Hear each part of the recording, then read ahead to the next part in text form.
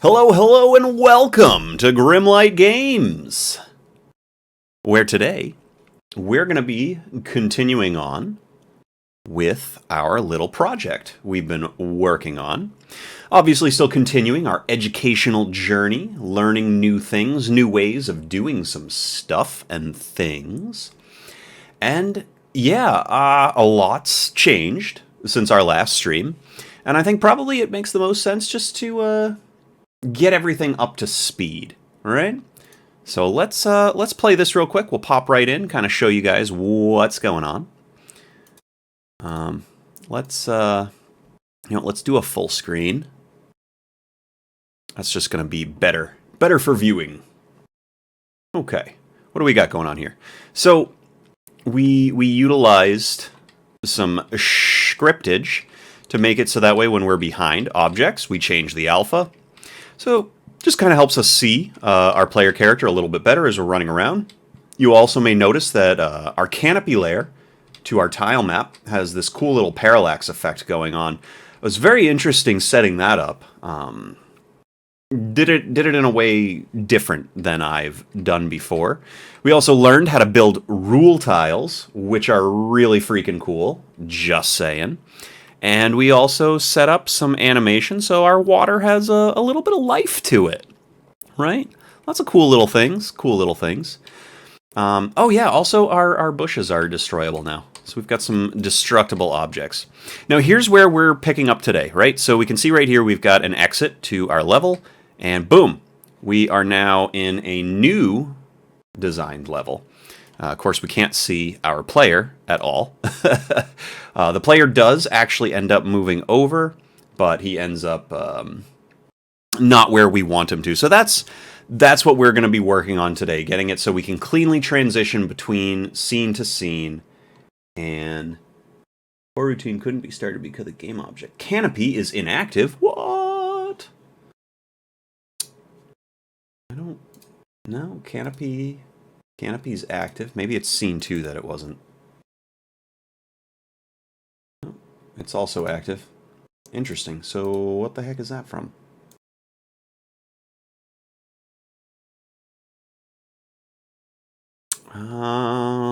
Fade routine for our tile map.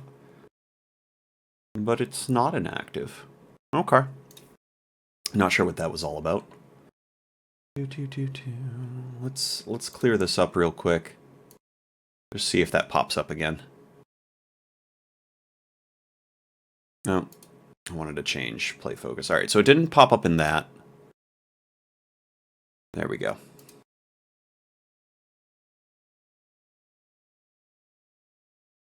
Oh, gosh darn it. I'm in the wrong scene.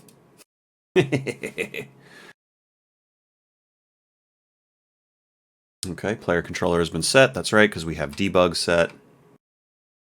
Couldn't be started because the game object canopy is inactive. Well, so here you can kind of see where we're at. We load up over here. But the canopy is active.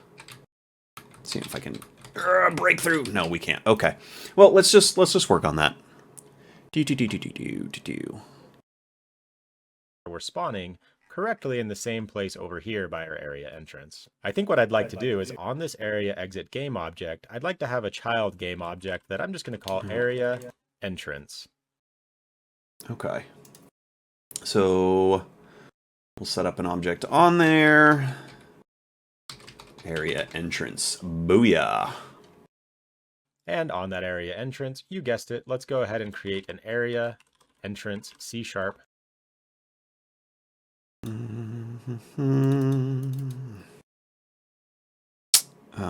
Scene management. That's where we want to set this up.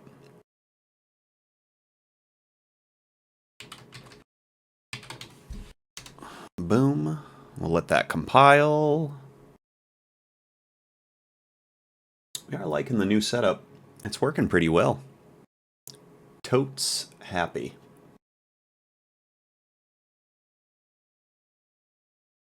All right. And I'm going to go ahead and attach the area entrance class onto our area entrance. Yeah. something else to do first. All right, so area exit, we do have our box collider. We do have the script attached. Just trying to remember exactly where we left everything off. Area entrance, we can attach our script on to that. Game object. What I'd like to do is, we've got the nice collider for where it wants to exit, and I'm just going to go ahead and click my area entrance, and I'm just going to drag it on over here to the left, about right here, so that way when our hero enters the scene from this entrance, we can go ahead and spawn or reposition our player here at this position. Now, what I would like to... Gotcha. Okay. We are going to shut this off real quick, just because it's easier to see. Area exit, okay. Good, so here's our collider where we're going to exit. And when we spawn back in, we're going to spawn right there, but that's going to end up hitting our collider, right? Yeah, right on the button. So we're going to move that right out here. Then we shouldn't be inside of it. And we'll move it right to the center. We like that. Perfect. Okay. Now, obviously, if we mess that up, we'll have to go back and change it. We don't want the player to end up in an infinite swapping loop. Because we're going to need to persist some data or transfer some data from scene to scene, we can go ahead and create an empty game object, and I'm just going to call it Scene Manager. Okay. So far, a lot of how he's setting this up is familiar. We've done scene transitions before in some of our other games, and one of the most recent ones with our scene manager, we set up in a way that data will persist from zone to zone. So like the player, let's say if you have inventory items, any data, if the player's level has changed, right? So anything that changes that we have to keep track of, we want that to be universal. We don't want it to reset every time we go into a new zone, which is why we're going to need our scene manager. This game object can persist from scene to scene and transfer the data necessary that we need to properly move our player to the right location. So I'm going to also go ahead and right-click, create C# script, and I'm going to call mine Scene Management, not Scene Manager. The Unity Scene Management namespace is going to go ahead and use the Scene Manager naming convention, so let's go ahead and name ours Scene Management. And I'm going to go ahead and attach my Scene Management class onto our Scene Manager game object. Now, what I think I'd like to do is when our player hits this area exit collider, I'd like to transition some kind of string name over to the other scene so that we can properly move that player to the specific portal of that scene. In other words, we might have a scene with 5 different portals. How are we going to know which one to move the player to? So on our area exit, I'd like some kind of string here that we can modify in the inspector saying, hey, go to the north exit, for example. And then we're going to move our player into the other scene. And inside of the area entrance, we're also going to have that specific transition name, for example, the west entrance that we're properly trying to move our player to. And we can go ahead and detect in our scene manager that persists from scene to scene and say, hey, is this string the same as what our scene manager says? Move our player to this location. Okay, so basically how we're going to be setting this up, right? We are utilizing string names for our various scenes, for our entrances and exits. So that way, when we have scenes with multiple different entrances, multiple different exits, it's going to make sure that we go to the appropriate scene, the correct scene, if you will. Yeah, okay. Let's go ahead and set that up. In our area exit class, I'm going to go ahead and create a serialized new serialized fields. Boom.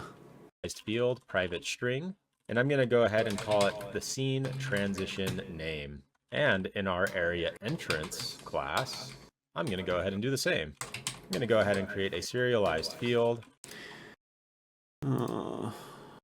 Scene transition name, okay. He's moving quick. Quicker than I am. In our area entrance class, I'm going to go ahead and do the same. I'm going to go ahead and create a serialized field called private string transition name. And in our scene management class, let's go ahead and have a public string that I'm going to go ahead and call private string transition name. Okay. Perfect. Good. Yes, we like that. In our scene management class, scene management class. Get rid of all that jazz. let's go ahead and have a public string that I'm going to go ahead and call scene transition name with a capital S since it's public. And I'm just going to go ahead and create a public get, but just a private set so that we can't modify it from other classes. And down here, I'm going to go. All right, we're going to utilize a getter. Get private set. What? Oh, geez, wrong bracket. Good job. Good job. Ugh. Man. There we go. Okay. Good. Jeez Louise. Create a public void function that I'm going to call set transition name. And it's going to go ahead and take in a string as a parameter that I'll just call scene transition name with a lowercase s. And I will simply set this scene transition name to the scene transition name of the parameter. Now, you don't necessarily need the this keyword. This would work just fine, but I like it just to make it a bit more explicit for my own understanding. All right, let's head back into Unity and set those string references properly in the inspector. In my area. Okay. Just make sure that we set all that correctly. I don't have any errors popping. No, no, no. No, no, no. No, no, no, no, no, no, no, no, no, no. Okay. Object, we have this scene transition name string, and this is. So now, if it's all done, yep, okay, so we've got our scene transition name. Nothing there, right? Okay, good. The scene transition name of the portal that we want to properly spawn our player into when we go into the next scene. So if you remember in scene number 2, the entrance is on the left. So I'm going to go ahead and call mine the west entrance for the left entrance on scene number 2. And on our area entrance game object, you guessed it, I'm going to go ahead and call this the area entrance. Okay. Wait. We didn't do something right.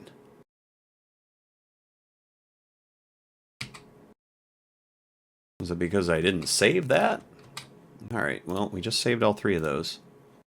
Okay, yep. I just didn't save it, so it didn't compile. That's one tiny, tiny little thing that I don't like about VS Code. And, you know, there's probably a way to show that, but in, oh gosh, now, in Visual Studio, right, you would have like a signifier on your script class that would let you know whether or not you had saved the changes you've made. So, wait, that did, okay, that did turn, no, that turned red because there's an error. So if I just did private, float,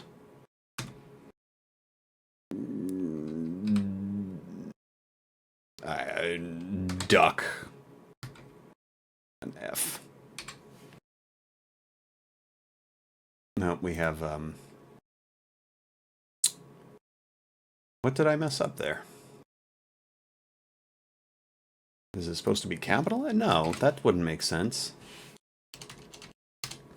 I mean, we could just set a... I don't know what I'm doing, what I'm trying to test here. Whatever. It doesn't show whether or not something has been saved or not. So now, I mean, you can just hit Control S. Wait, was there something there? Oh, hold up. Found it. Okay, there it is. So we can tell if something's been saved or unsaved because there's a little dot.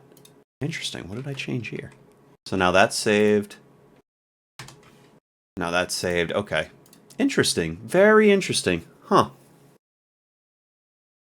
What did I change in Enemy AI? I don't think I changed anything, right? Well, hopefully that didn't just break our game. So let's go ahead, just hit play real quick, see if anything pops up as a console error. Controller's been set, yeah.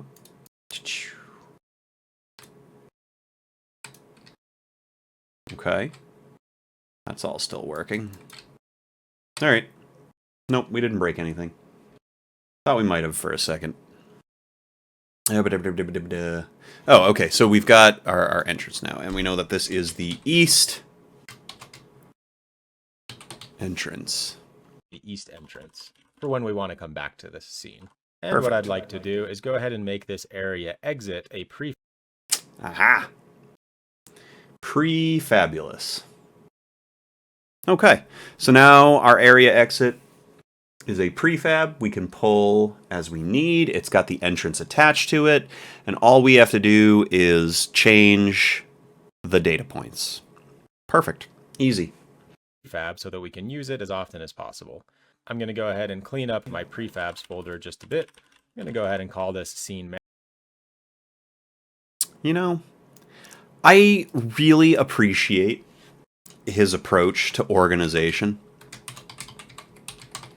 Because obviously, as the game gets bigger, it's just so important. Management for now, and inside this folder, I'm going to simply just drag in my area exit game object and make that a prefab. I'm going to unpack the one here in the scene. And this. Oh, shoot. How did he do that? I saw him do it once before. Prefab. Unpack. Did he unpack completely? Area exit game object and make that a prefab. I'm going to unpack the one here in the scene so it's not modified. I'm just going to go ahead and delete these two string references in the inspector. We don't need that on the prefab itself. Okay, so we're unpacking it so we can go into the prefab and we can just make sure that there's nothing set to it, right? So let's open that up and then we can delete that as well. Okay. And open up the area exit prefab, and on the area entrance child of that prefab, I'm just going to go ahead and delete that as well. So the whole reason, the reason we unpacked it, right, is so editing that isn't going to change this. Right, so those should stay exactly the same. Perfect. So in scene 2, I'm going to go ahead and save those changes.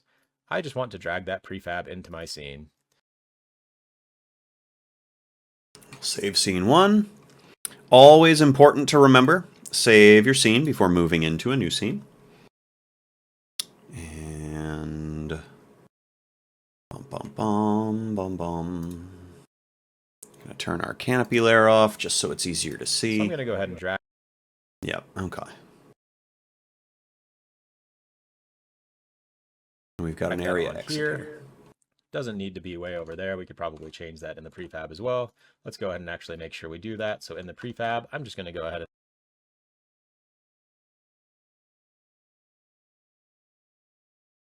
cleaning it all up so everything starts at 0.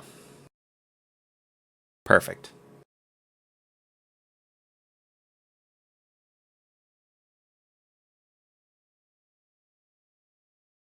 That should stay the same. 0. And now that we have this nice prefab, I'm just going to go ahead and unpack it. Okay. For now. And I'm just going to go ahead and drag. Dun, dun, dun, dun, dun, dun.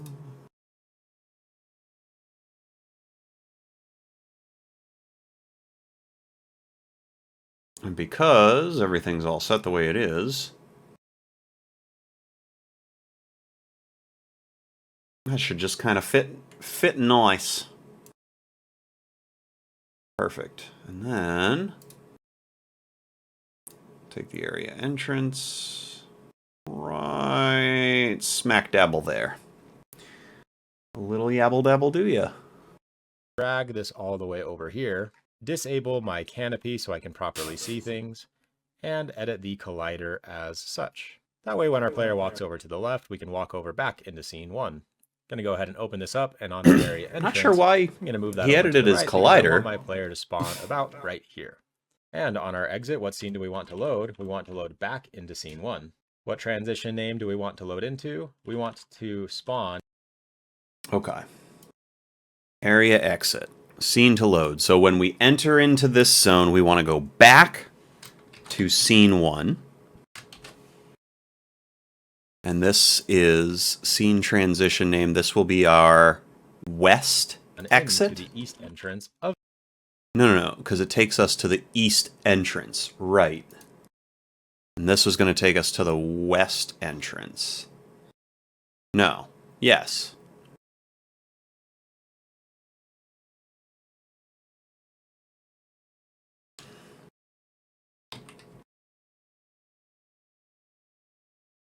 It's the east exit. You know, I'm just gonna follow along because I'm kind of confusing myself. Scene 1. Now on our scene 2 area entrance child game object, we're now on the west side, so we want to spawn into the west entrance when we're spawning in from scene 1 to scene 2. A little bit of a tongue twister. Let's go ahead and re-enable. Okay. Hold on. I need to really think about this. All right. So when we exit from this area, right? We're transitioning to scene 1, and this is the east entrance. North, east, right? So it's the east entrance, east exit of scene 1. So east makes sense. Yes.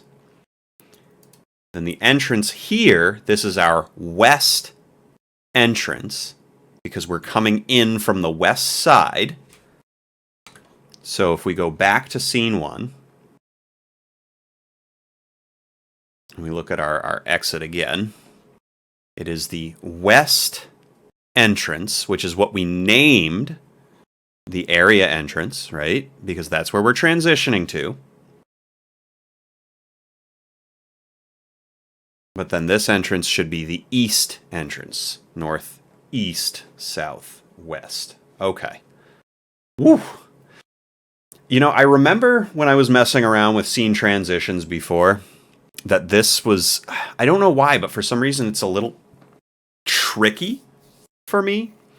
And I feel like I need to come up with a better naming convention for my scenes and my areas, just to help me further down the road. Something that, I don't know, makes a little bit more sense to me, because for some reason, and I'm sure it does make perfect sense, this is just not, my brain is not absorbing this properly. But we'll see as we go further along if maybe my brain starts to like this naming convention. We'll see. Enable that canopy. All right, let's head back into scene 1 and see where we're at so far. Good, that is all of our transitions set up, but we still need to actually move our player when they enter our scene triggers. We're also going to need to make sure that our scene management game object will persist in between scenes. And that brings us to your challenge. Change our scene management class to inherit from our singleton generic class. And if you need a little bit of a hint, don't forget to look at the player controller and peek over there to see how that's set up. In our area exit class, pass through the transition name to our scene management singleton class when the player enters that trigger volume. It's a bit of a mouthful of a challenge, but it should only be a couple lines of code. Go ahead. Okay, so we've got our challenge now. So we want to utilize, where is it? So we made our singleton class. This essentially is what is allowing us to get our player to move from zone to zone and be the same player. I could not begin to explain exactly how all this works. There's some more reading and a video that I need to watch that will help me understand this, and the lecturer was kind enough to supply that video, so we will be checking that out at some point. But between this and our player controller, this is what we set up. Right, yes. I don't think we had to add anything else in. We removed something and we situated this as the protected override. which means that it would enact, but only after... why did you close that? Well, I want both of them open. I really don't... Okay, that's another thing that I don't enjoy about this, is that it'll override it instead of just opening up a new one. So I definitely want that and this. And, you know, just for the sake of... Let's put these right next to each other. So I think we're going to have to change the class for our scene management from this mono behavior to this, right? So it will inherit the singleton, but it will be itself, which means then it'll be able to persist, right? Yeah, because basically the copy of this, because it copies itself when it loads to the next scene, the old copy, the old version, will be deleted, and if it doesn't exist inside of the new scene, then it creates itself as, you know, the instance is this, and then we have don't destroy on load. Okay. Whew. This is going to be a bit of a challenge. So first things first. Oh my god. Oh my god, what are you doing? There we go. We're gonna load up our little helper. We're gonna update his database for the codes that we've created thus far. Let's see, we have... What are our new ones? Scene management is new, so we need to add you.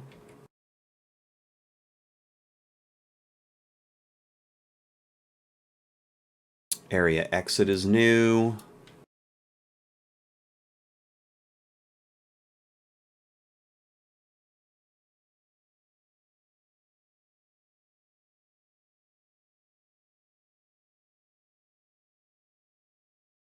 Okay, that's our area exit, and we want area entrance. Those are the only new ones that we've added so far.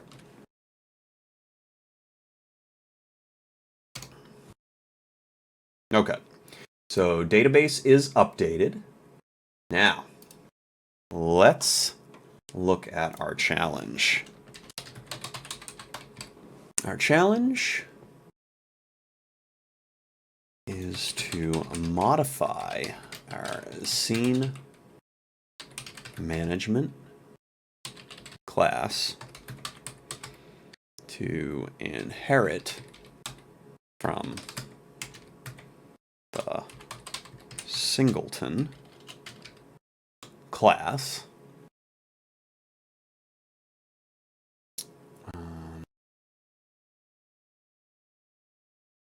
We then want to utilize our area exit class to pass through the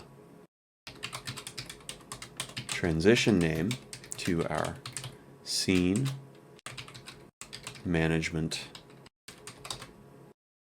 singleton class when the player enters the trigger. Right? Management, transition name. All right. So let's see what the suggestions are first to tackling our challenge.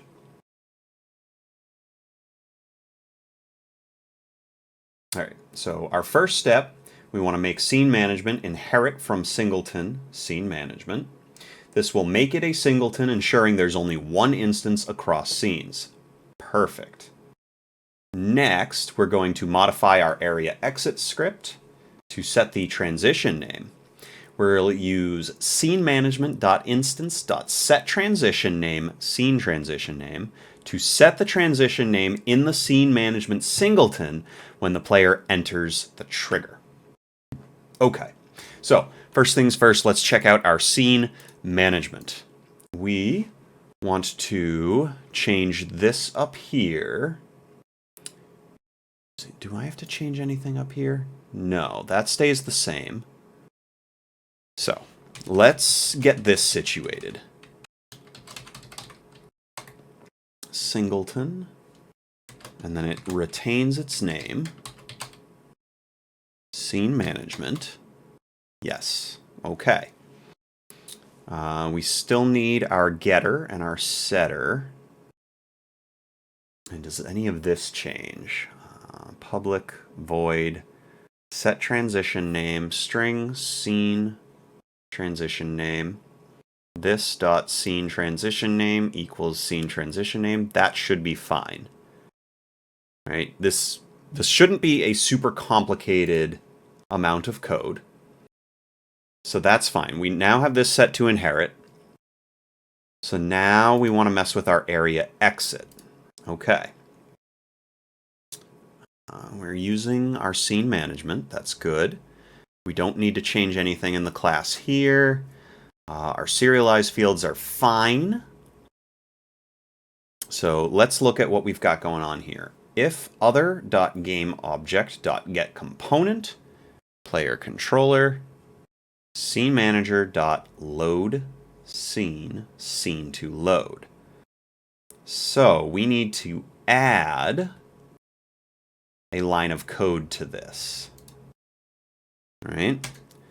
So we need scene management dot instance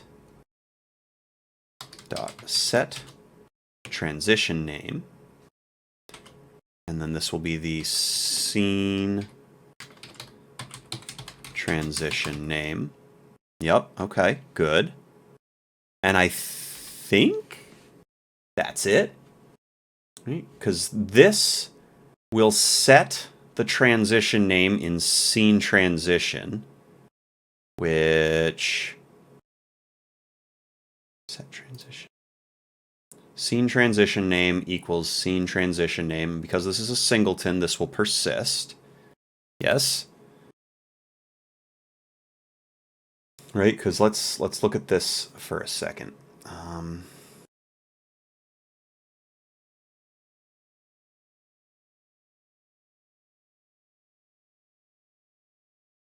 All right, let's see if we can explain this. The scene management class, this guy right here, now inherits from the singleton scene management.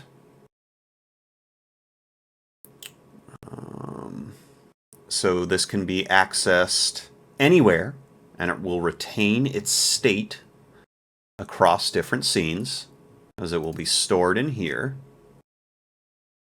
Right? So when the player enters the area exit trigger, area exit calls set transition name on scene management.instance to then store the scene transition name.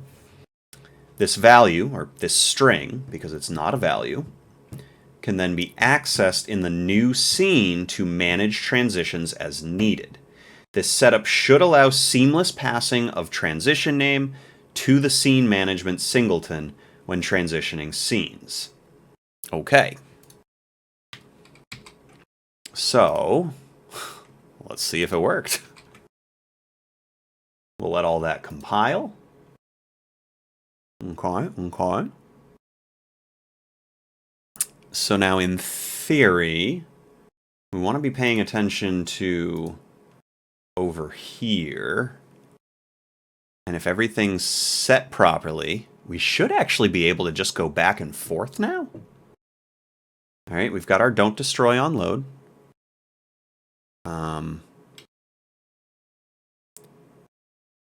This, however, is a problem.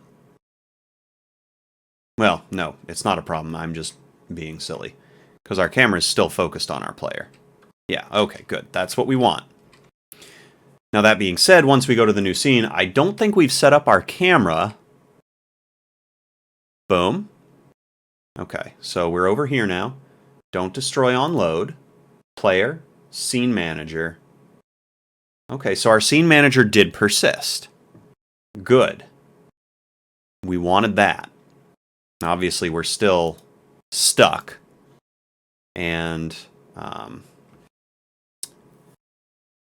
coroutine couldn't be started because the game object canopy is inactive. but it's not. Interesting. So when I make it inactive, it says it's inactive, but when it's active, it. Okay, I think that was our challenge. I think we got that situated. We got the scene manager to persist from scene to scene. We wanted that. Go ahead, pause the video, give it an honest effort, and I'll see you back here in a few moments. All right, welcome back. So the first thing I want to do is in our scene management class. So we're going to follow along with what he's doing, make sure that we did it correctly. So it does look like first thing we do, we're going to set this as singleton. Yep. Go ahead and change this to inherit from our singleton class. And we want that generic T to be our scene management class. Perfect. Next up, in area exit, all we need to do is go into our scene management instance that we have nicely set up now and set the transition name to pass through the scene transition name as the parameter. Next is in our area entrance.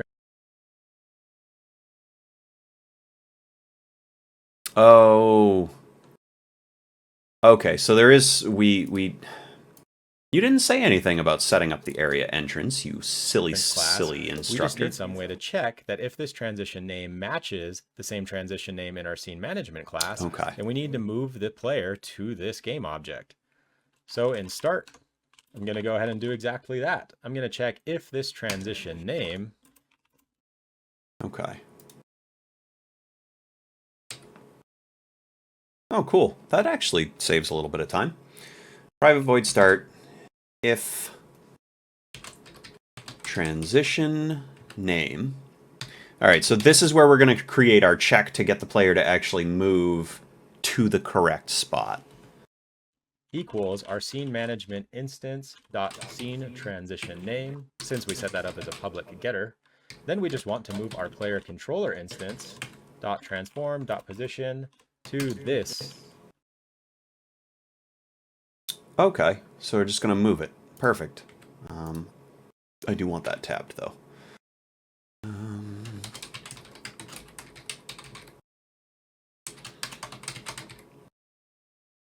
And then we want it, obviously, to retain its positioning, or whatnot. Transform.position. Again, you could go ahead and use the this keyword. I kind of like to, but. So does that even matter? Not necessary. Let's head back into Unity and give it a try. Okay, it's not necessarily, but you like to use it. That's fine with me. All right, I'll let this all compile. I'll see what's going on. Go ahead and click play and give it a try. So yeah, I mean, in theory, now we should actually end up where we're supposed to. Yeah.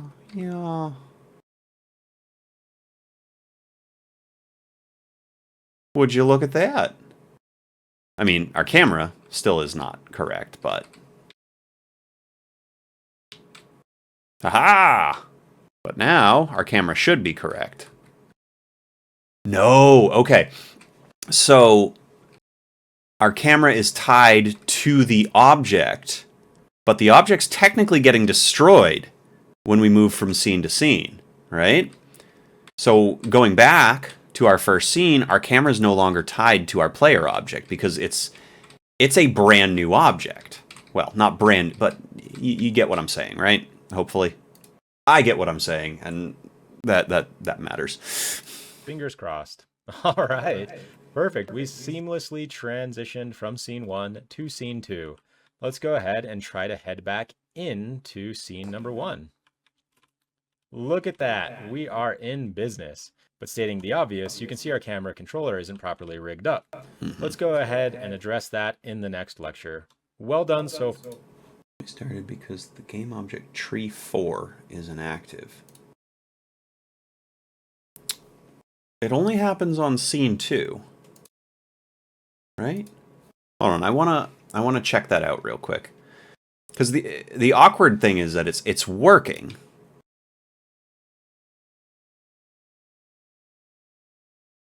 So what?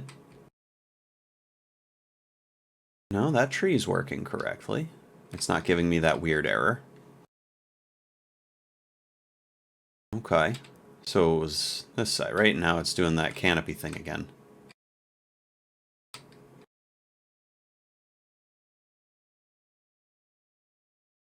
Huh. Alright, the trees are fine this time. And we're not getting a repeat of the error. You can see the timestamp, right? It's just right there. Let's see. Yep, transitioning, though. It does that. Okay. So far, when you're ready to move on, I'll see you on the next one. I don't know why it thinks it's inactive.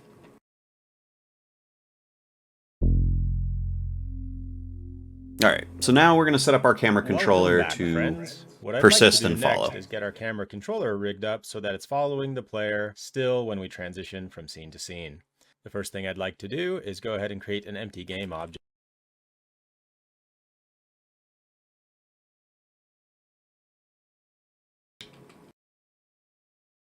It's probably going to be camera controller would be my guess. Call mine camera controller. And in my scripts folder of my scene management folder, I'm going to go ahead and create, you guessed it, a camera controller class. And I'll go ahead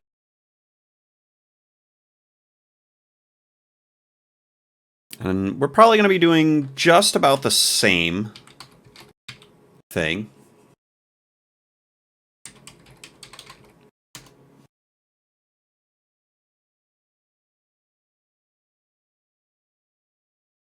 That'd be my guess.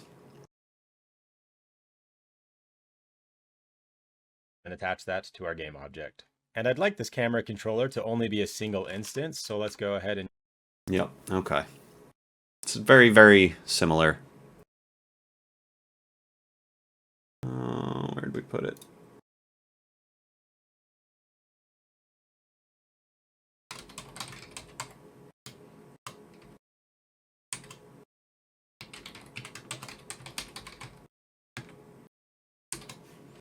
and use our handy dandy singleton class. And in here, for now, all we need is one public void function that I'm going to call set player camera follow.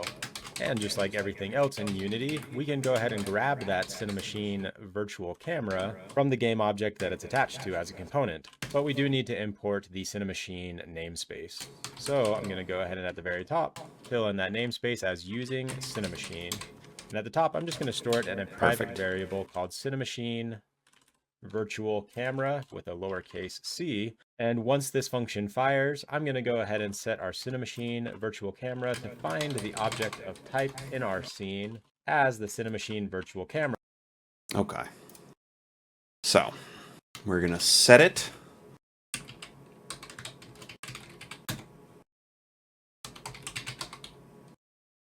Cinemachine virtual camera.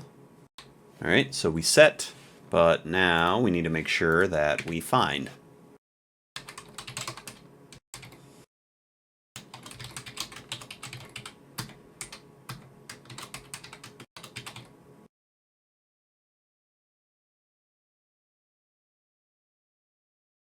Why isn't this giving me an autocomplete?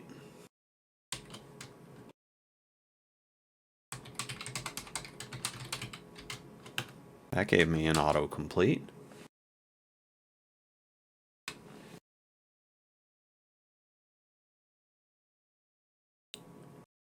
Find game object of type does not exist in the current context. Did I spell something wrong?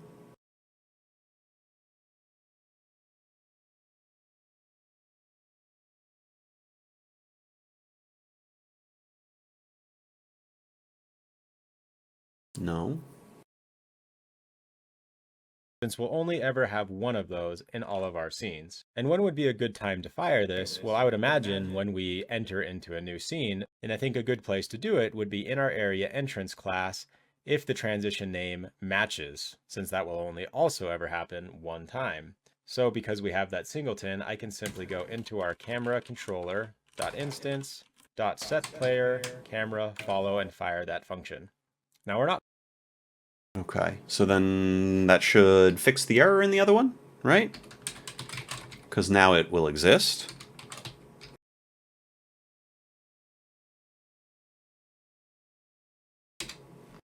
No? I'm going to head back into Unity just to make it explicitly clear on what we're doing. So back in Unity, in our cameras, virtual camera, we have this component called Cinemachine Virtual Camera. And down below, we have this follow property, which takes in a transform of whatever we'd like to follow. In this case, we're following the player transform. And with that comes your challenge. In our camera controller set player camera follow function, set the Cinemachine Virtual Camera follow property to follow our player. Go ahead and give that a shot on your own, and I'll see you back here. Okay. This... Like it shouldn't be able to... Yeah.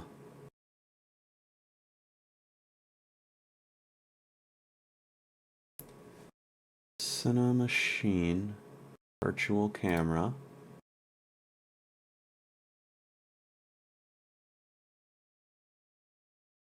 I gotta check on this again, because clearly I must have set something up wrong.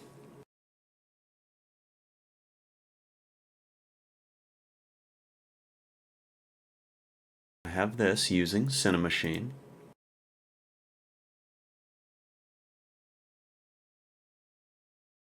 Singleton, camera controller. Private. Cinemachine. Right, okay. I mean, it's referencing it properly.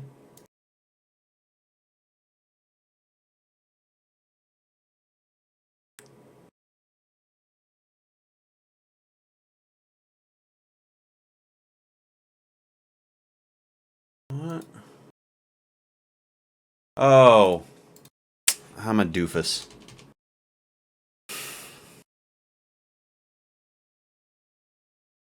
Anyways. It's not a game object. It's just an object. Blah, blah, blah, blah. Okay. So now all that is correct. Great. Just to make it explicitly clear on what we're doing. So back in Unity, in our cameras, virtual camera, we have this component called Cinemachine Virtual Camera. And down below, we have this follow property, which takes in a transform of whatever we'd like to follow. In this case, we're following the player transform. And with that comes your challenge. In our camera controller set player... Where did we change that? No, it was area entrance. Just updating our database.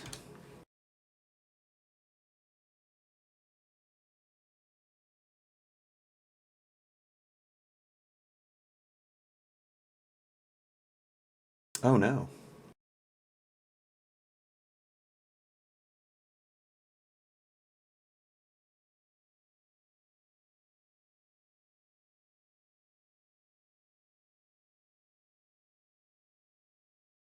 Ooh, I thought I broke my little helper for a second there.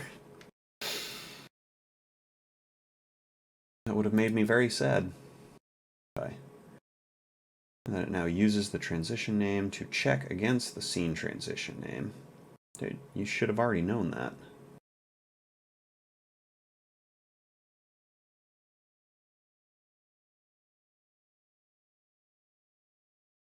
Okay.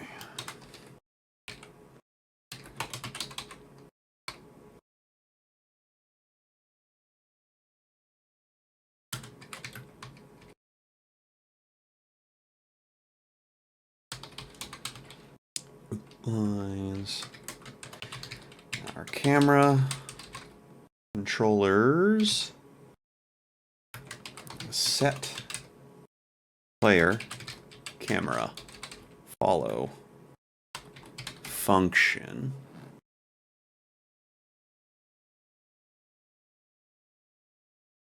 to set the Cinemachine virtual to follow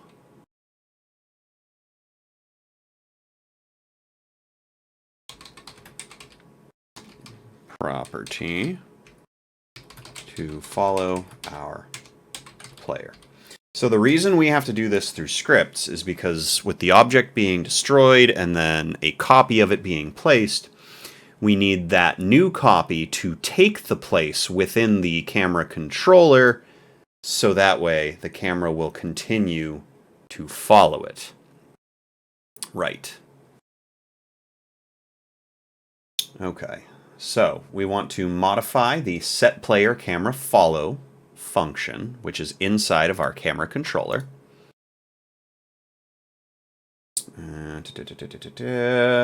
We want to retrieve the Cinemachine component, so that way we have it, we can access it, and we can make a change to it. And we need to set the follow property inside of it. I'll just kind of show you real quick what we're talking about, what I'm talking about. Let's see. So within our cameras, right, we've got our Cinemachine. Is this it? No, that's the main camera. State-driven camera. So inside of our follow property. There we go. All right. So right now, this is set to follow our player. So here's where the problem is persisting, right? And I'll show you. So you can see this, right? It is following the player. Camera's following the player. But as soon as we transition to this next scene,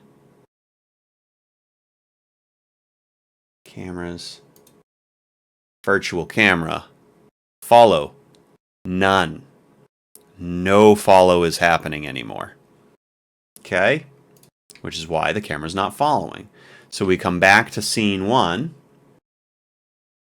Same exact scene. Virtual camera. Missing. All right, so that's exactly what I was saying, okay? There. I just wanted to show you what the problem was, so you could visually see that. And now let's fix it. So inside of our camera controller, what are we going to do? We don't need to change any of this. Singleton class is fine. We have this. It's going to be inside of our set player camera follow function. So we need to get it, right? So actually this is right here, right? This allows us to find it. So that's fine. This is what actually brings the camera from scene to scene. So good, we've already got that. The camera is loading into the next scene. To make sure it's following the correct object. If Cinemachine virtual camera does not equal null, so if it exists and player controller exists, right? So we want to make sure that it has something to attach to. Oops, player controller.instance. Right? Okay. That's all good. We've got our Cinemachine virtual camera. So if both of those exist, which they will once we load in, then we want to open up the follow function. So we need our Cinemachine virtual camera dot follow. So we're in the virtual camera, we're accessing the follow function, and we're going to set that to the player controller dot instance. Oh, yes, yes, yes, yes. Okay. Perfect. So we're gonna mentally kind of walk through what's happening here. We know that when we enter into our new scene, our player controller is loading, our virtual camera is loading, so those both exist. If they both exist, we're going to set the follow function to the player controller. So no matter what, as long as those two things exist, when this function runs, the camera will follow the player. Boom. Boom, boom. Yes. Love it. Love it. So it all makes sense in my head. It all makes sense on paper. Let's see if it works in practice. I still don't like that whole canopy thing that's going on. I mean, I'm sure it's not a big deal. It probably has something to do with that.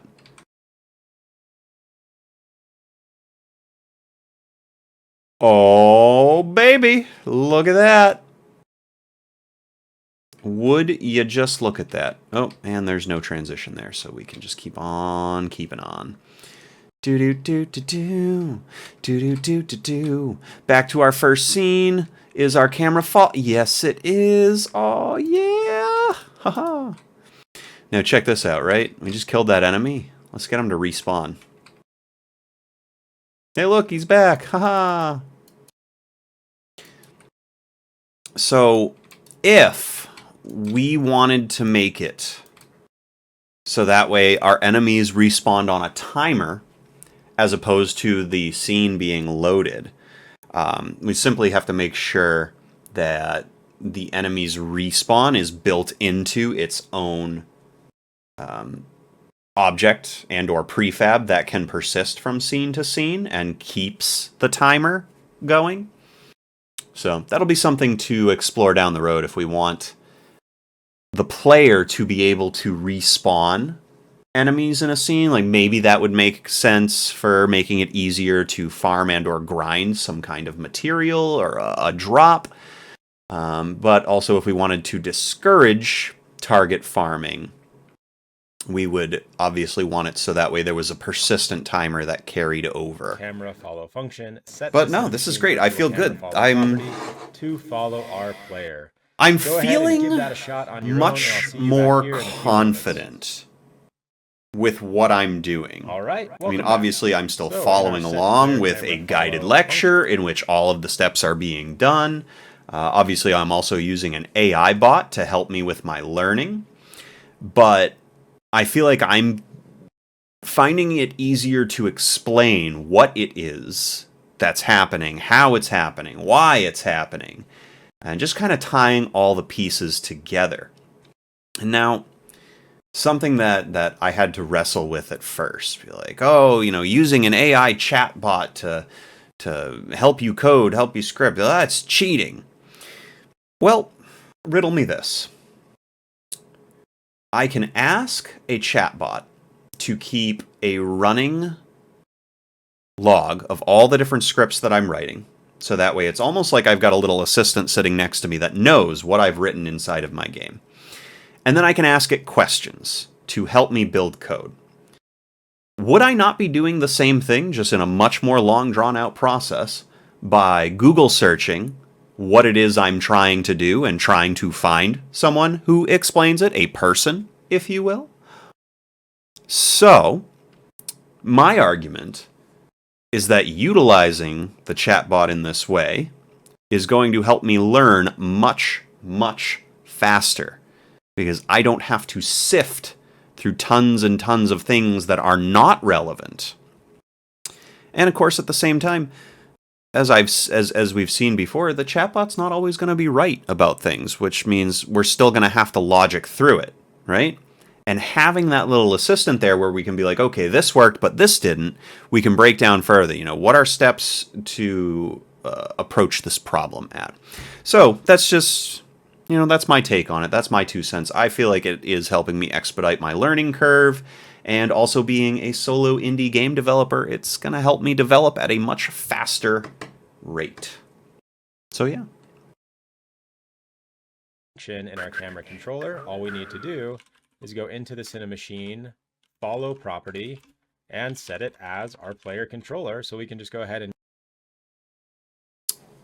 He did this a lot differently. Interesting. Use the instance of our player controller and just use .transform to set the follow property to the transform of our player. All right, let's... So interesting. He's got his setup. So there's no if statement. It's just anytime this function runs, set the follow to the player controller. I can't see anything wrong with that. Let's...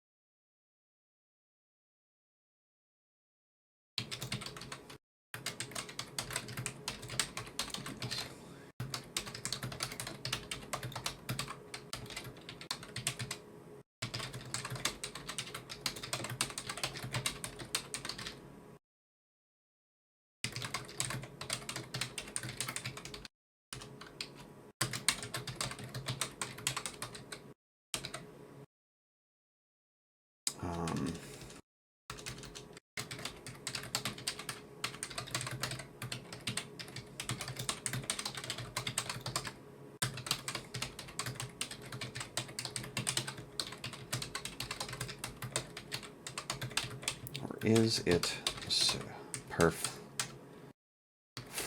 Okay. So we're just going to do a little bit of research, use our little buddy here. So we're posing the question, is it necessary to run the if statement at all?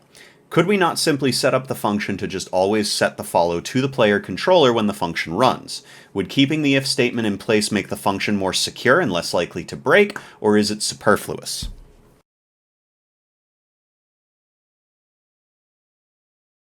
Okay, so good question. Technically, if you're confident that the Cinemachine virtual camera will always be present in the scene, and the player controller instance will always be initialized before calling this function, then the if statement could be seen as superfluous, and you could simplify the function to directly set the follow target without the conditional check. So, now here's the arguments for why keeping it is a good idea. Initialization order safety. During scene transitions or when components load dynamically, there can sometimes be a delay in initialization. If player controller.instance or Cinemachine virtual camera isn't initialized, setting follow directly without checking could cause a null reference exception. Error prevention in development. If there's ever a mistake, such as forgetting to add the Cinemachine virtual camera to a scene, the if statement prevents runtime errors. This can be helpful during development as the function won't break if a camera is missing by accident. Future flexibility. If you or someone else modifies the game's setup in the future, adding, removing virtual cameras, the if statement provides a safeguard without needing to refactor code. This is a perfect example of what I was just talking about. I'm just sitting here asking questions, right? I'm looking for insight and I'm researching. And this provides some really, really good reasons as to why doing it this way, even though it seems completely superfluous, would be a better practice, especially for the scope of a project that's going to extend beyond what we're doing here today. So you know what? Obviously, the way he does it is great. It's simple, but we're going to keep this. We're going to keep this check in place to protect things down the road. Love it. Absolutely love it. And I mean, it's not gonna hurt, right? It's not gonna hurt. Okay. Perfect. Go ahead and give it a shot. Back in Unity, let's go ahead and see if we've got it set up and working correctly. Nice. We are in business. Once we exited scene 1 and entered scene 2, it looks like our Cinemachine virtual we got some camera buffering going on properly there. set that No, follow we're all property set. back to our player. Well done. Before we move on, I think the one thing I'd like to address at the moment is you can imagine if we have a bunch of different managers in our hierarchy, things could get messy fairly clean quickly. it up. So I'm just going to go ahead and create an empty game object that I'm going to call managers or anything that Yep, that's smart.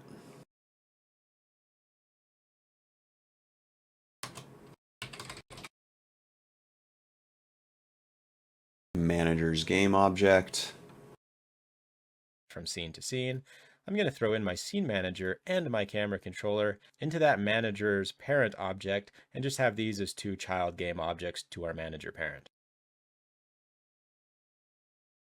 But now that we've done that, as soon as you click play, you'll get a little warning saying that the Don't Destroy on Load property on our singleton class only works for root game objects, so they can't be nested child objects to a parent object like we have set up in our hierarchy. So I'm going to go into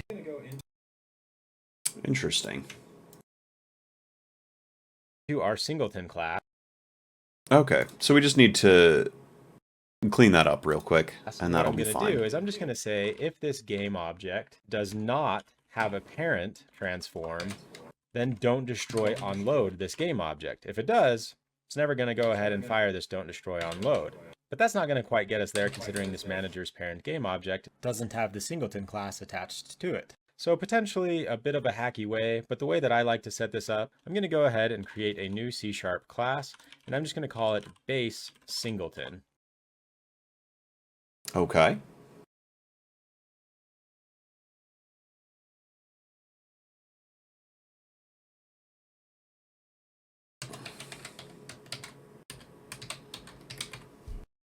Interesting. that compiled, I'm going to go ahead and open it up. I'm going to go ahead and delete these lines here. And all I want this base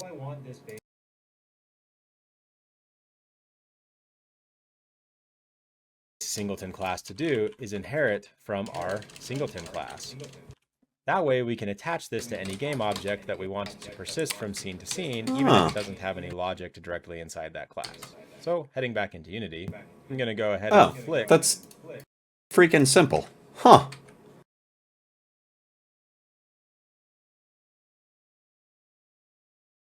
My base singleton class. Okay. So basically, by creating this, having it inherit the singleton, we can just attach this to anything that we want to persist without going too crazy. Onto my manager's parent object. Go ahead and give it a play and see if we're working. Oh, but I still need to do this correctly. Have a parent transform, then don't. All right, that's easy. Where are you? Singleton. Okay, if blah blah blah. Control, no, Alt. There we go. Okay. So all that should be hunky-dory.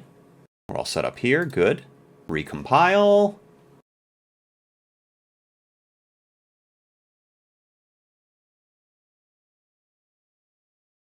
Singleton class onto my manager's parent. All right, so we shouldn't get any errors if this is all correct. Player controller has been set.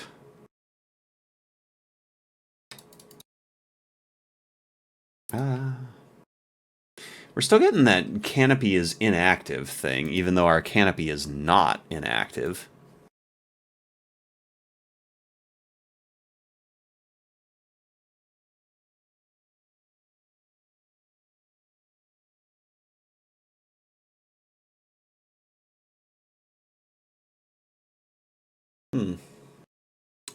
I mean, it doesn't...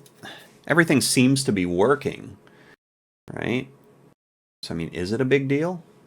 Let's ask. What did we add? Yep, okay. We got to update this.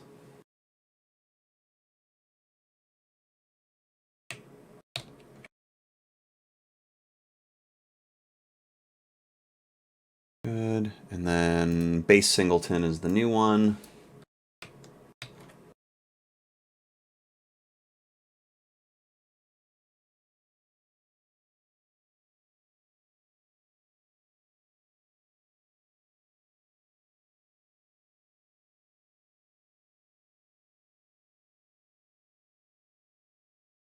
Okay. Cool. Object. Go ahead and give it a play and see if we're working correctly without any warnings. Gonna go ahead and open up my console. Looks like we're good so far. And yep, looks like we've got everything working as intended. That way, throughout the remaining of this course, whenever we have... As we are loading from scene to scene, our player starts out under a canopy layer.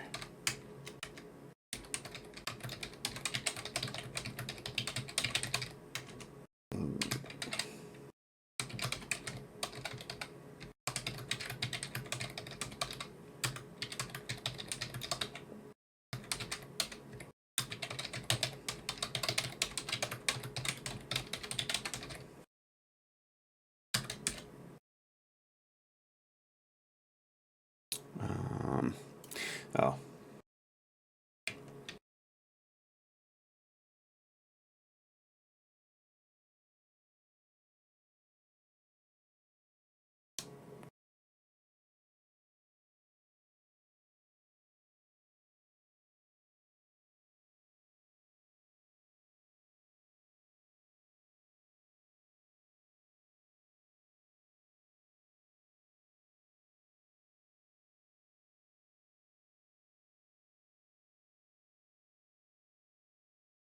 Before calling start coroutine, check if the canopy game object is active.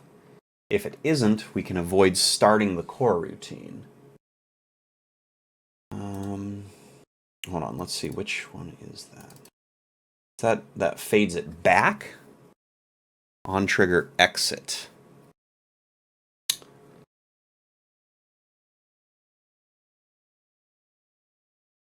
I mean, it shouldn't be running though, right? Use a central manager to handle transparency.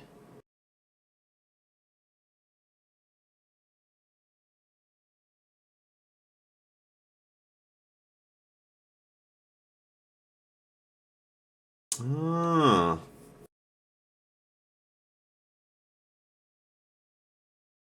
Okay. All right. Maybe we are gonna do that. But for right this moment, guys, we're actually going to take a quick break. I need to take care of something real quick before it gets much later. We're not ending the stream. We will definitely be back in a bit. Here's where I would put in a commercial break if I had commercials, but I don't. So yeah, give us like 5-6 minutes. We'll be right back.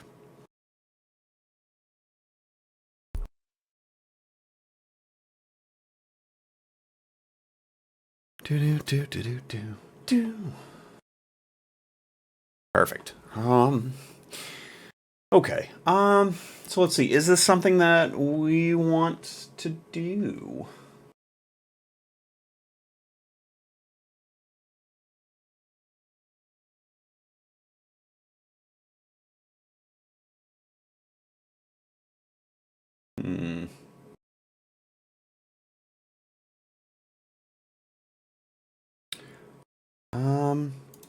Well, let's see. So, transparent detection.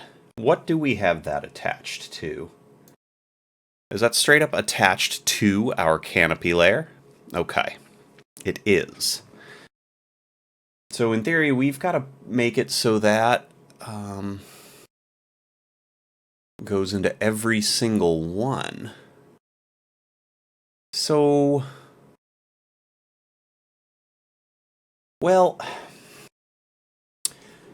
the canopy's not going to necessarily persist from scene to scene. Right? Because, I mean, our grid, while yes, the base of it is going to exist. I mean, all of the pieces and parts, but we're going to be redrawing, changing, altering them, so it actually wouldn't make sense for that to persist from scene to scene. So, let's add a check to our script. Right? Yeah, let's add a check to our script. So that way, we can at least circumnavigate that error, but we don't need this to persist. Let's see. All right, so we've got our on trigger exit 2D collider 2D other. If other game object dot blah blah blah blah object player controller. If sprite renderer. Okay, so I think this is all we need to add. Sprite renderer and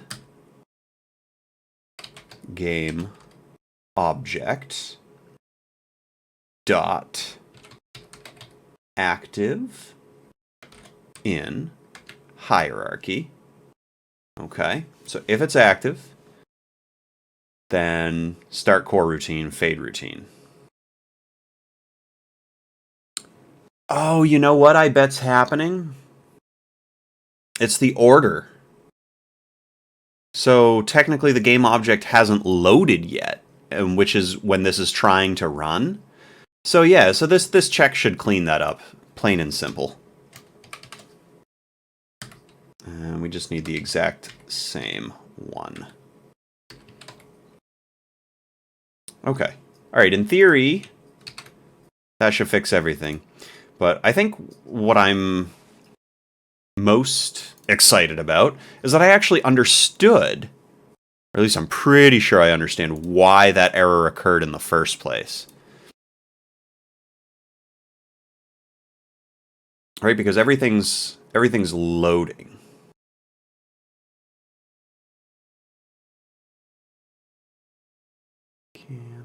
Wait, what? Why is that moving? Hold on.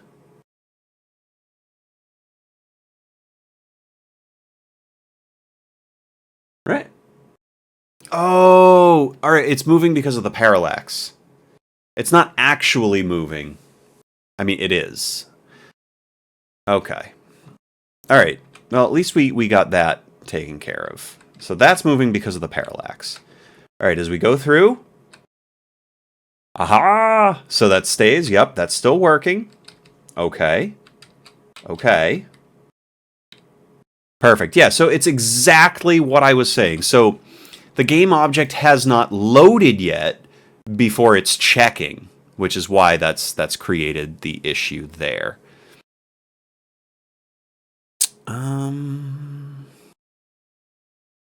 That needs to be fixed.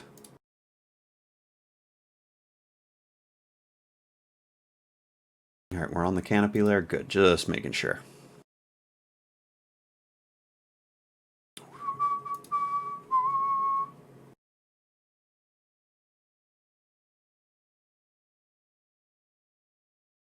Good. Okay, great. Hey, that's awesome. So we just cleaned that all up.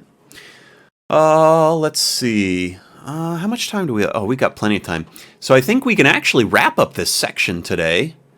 We'll get our fade transitions script, which will give us a nice little blackout, like a fade in, fade out, when we transition. And then we'll set up a little visual effect over our area exits. So then it'll be a little bit easier for the player to figure out where they can exit. Class that we want to persist from scene to scene, we can just go ahead and throw it into the manager's parent game object, and we'll have that persistence there. Later down the road, we can probably also instantiate something like this manager's class as a prefab instead of each individual game object inside. Well done on this lecture. When you're ready to move on, I'll see you in the next one.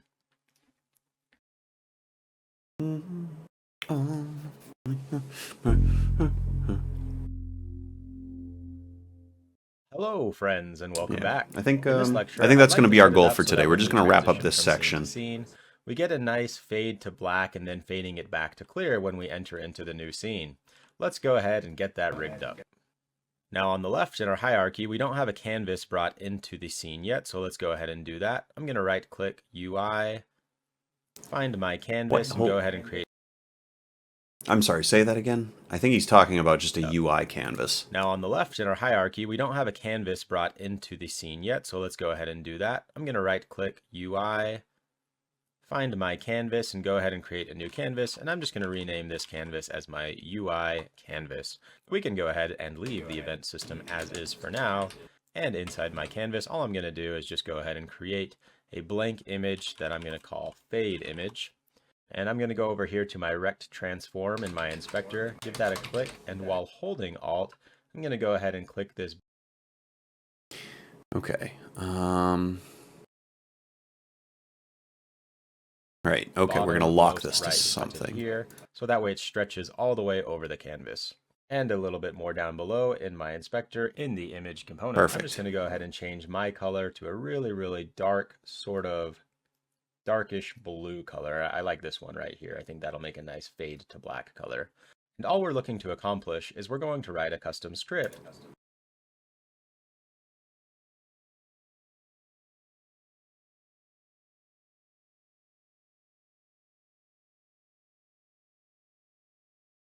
Kind of like that. It's not pitch black. I actually think this is going to make more sense for us. And it's not going to make sense now why that'll make sense, but you'll see somewhere down the road. We'll start getting into our motif and our theme.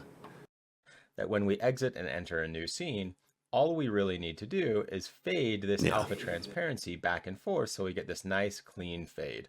Right. Let's go Okay. ahead and That fade actually up. will be I'm going to go ahead pretty and just simple. change my alpha transparency all the way down to 0 since we don't want that up. Okay. We're going to start with it at 0. Look at that. It's gone. Up by default. And in my scene management folder, I'm going to go ahead and create a new C# script. Oh, we're already in there. Cool. And I'm just going to call mine UI fade. Let's go ahead and open it up. Up here, I'm going to go ahead and create a serialized field for that fade screen. Oh. Yeah, I'll be able to make it another half hour. I'm getting tired. Might need a coffee break here. Oh, part of it is this. Right, wrong, or indifferent, whether you believe it or not. The blue blockers, they help me quite a bit. These are not prescription lenses. They just help block some of the blue light that is bombarding my eye holes.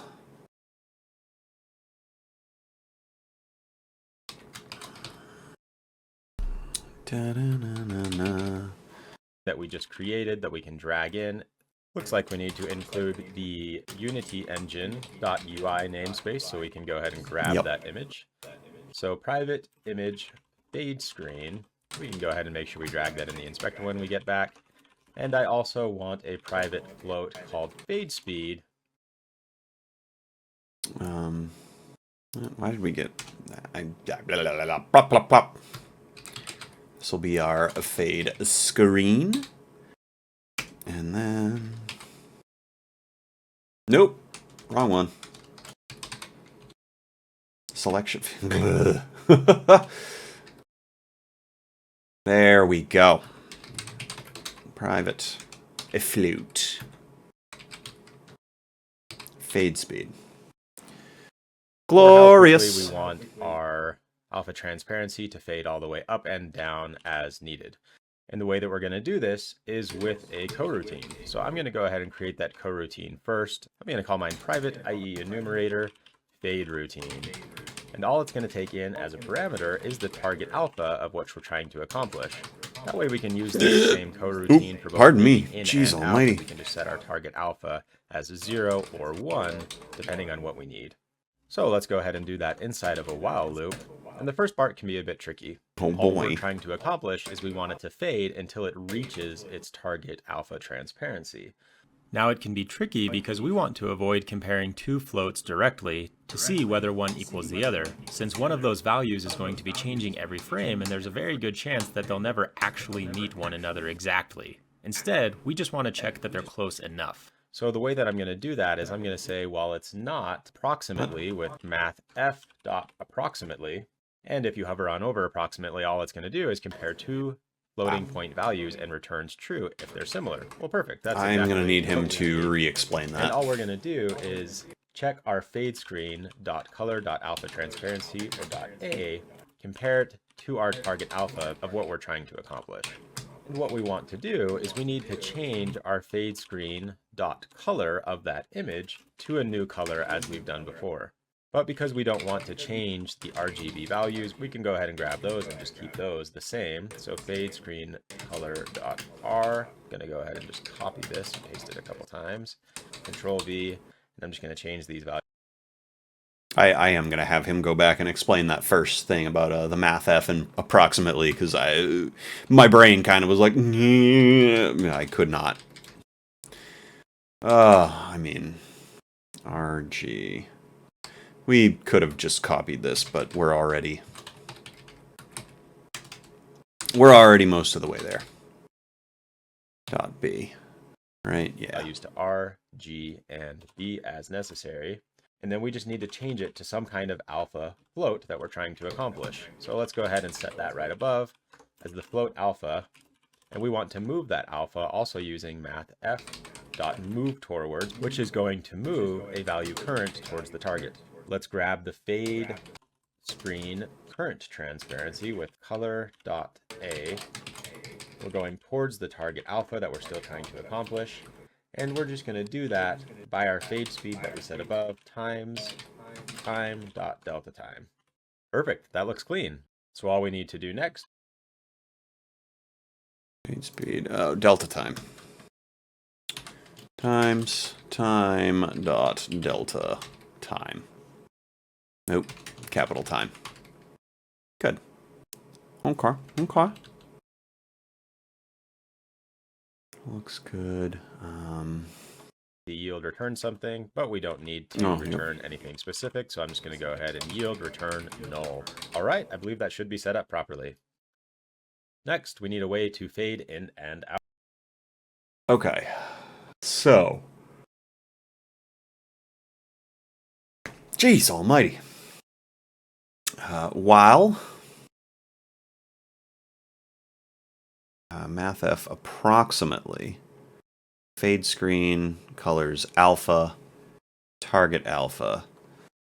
Okay, so while it's not at our target alpha, we want to then move our alpha towards our target alpha multiplied by the speed at which we want it to occur times time dot delta time. Okay. So I guess maybe I did kind of understand that. It sounded like gobbledygook inside my head. And then our fade screen color, right? So RGB stays the same. Alpha, yes. Yield return, null. Perfect. Before we do that, I'm just going to go ahead and at the very top create a private IE enumerator variable that we can store our coroutine so that we can start and stop it accordingly. And I'm just going to call that fade routine with a lowercase f. That way we can have two different functions, a public void fade to black and a public void, you guessed it, fade to clear is what I'm going to call mine. And what we can do is if this fade routine exists, we can go ahead and stop it. So I'm just going to go ahead and say if fade routine is not null. Hold up. Okay.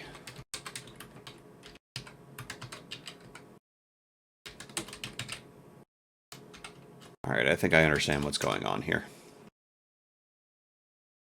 So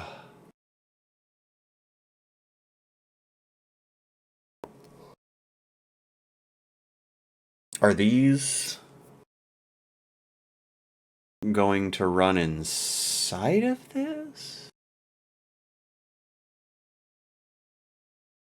I guess we'll cover that in a moment. I don't need to get ahead of myself. If fade routine does not equal null, right? Okay. And then we want to run something. Then stop that coroutine. Next, I want to assign this fade routine variable as the new fade routine that we're about to start. So I'm going to do that with fade routine equals fade routine with the alpha transparency of 1 so that we can fade. This is breaking my brain a little bit. Combination of I'm tired, brain power not working. Routine 1. All the way back to black with a capital F. Next up. Oh. Okay. So then we can call. So then this fade routine equals this. All right. So interesting. I think I understand the way he set it up. So we now have a coroutine that will take in two different it will have two different functions that it can do based on whether or not the fade routine is active or inactive, and then it will call this coroutine to act one way or the other depending on these variables. I'm pretty sure that's exactly what's going on here. The coroutine yet, so I'm going to start the coroutine by calling start coroutine on that fade routine. For fade to clear, I'm just going to go ahead and copy this here, paste it down here, and make. We're going to make some changes for these.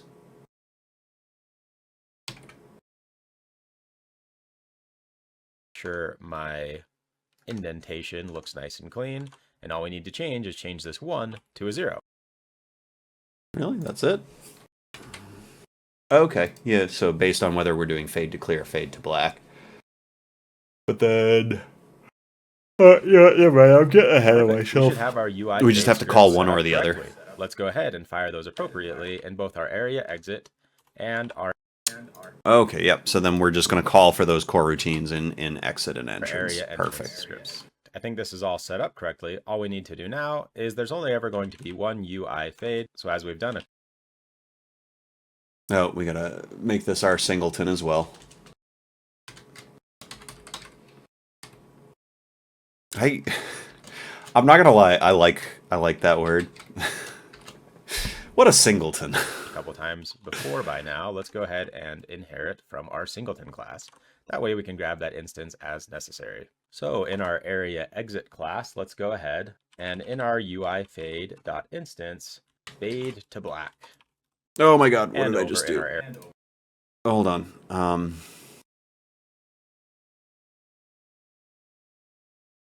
I was trying to save. Okay, there we go. Jeez. Wow, my brain just like hits a certain time and then turns into moosh. Our UI fade.instance, fade to black. And over in our area entrance, let's just go ahead and do the same. Okay, yeah, so we're just going to run that coroutine, fade to black, blah, blah, blah, blah. And then we want to copy. I'm pretty sure that copies the whole thing. Can go to, where's our exit? No, entrance.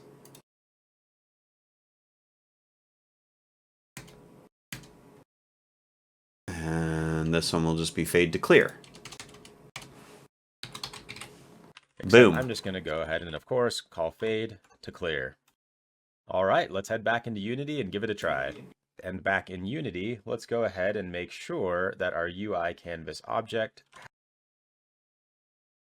Okay. Oh, we need to compile. And then, oh my god.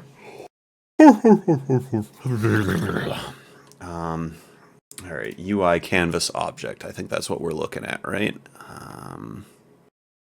Has that how do we add it to it? Fade class. Oh, we need the fade script.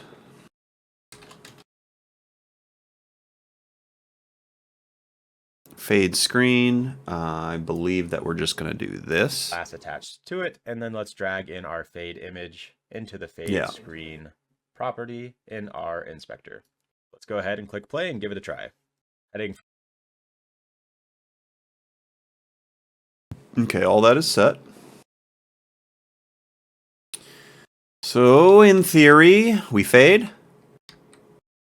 I mean, maybe. No, that doesn't seem to be fading at all. Okay.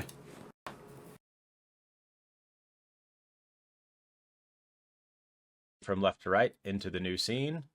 No errors, but it didn't work. Go ahead and give it a think on why that might. Okay. So let's logic through this. Why didn't it work? Our alpha is currently set to 0, which is good. We wanted that. So is this incorrect? Do we need to reverse those numbers? Right? Because if it's already at 1 versus the other. You know what? Let's just try that and see what happens. Well, I don't know. Maybe that won't make sense. Well, let's try it. We're going to try it.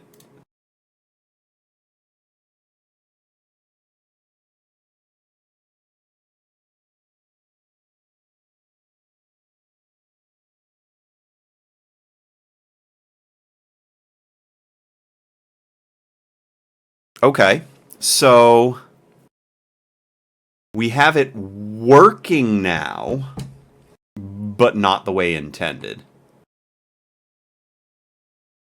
Yeah, and now it doesn't. Now it just doesn't change back. Interesting. So We got it to work once.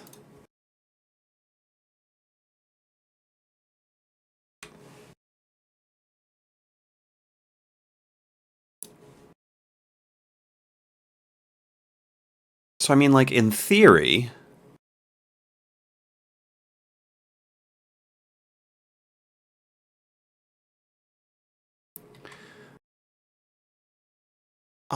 I wonder. Okay, so hold on. Given what we've had to do with our camera controller, right? Just set up that check to make sure that both exist at the same moment? Would that be the problem? I think it is. Let's logic this out.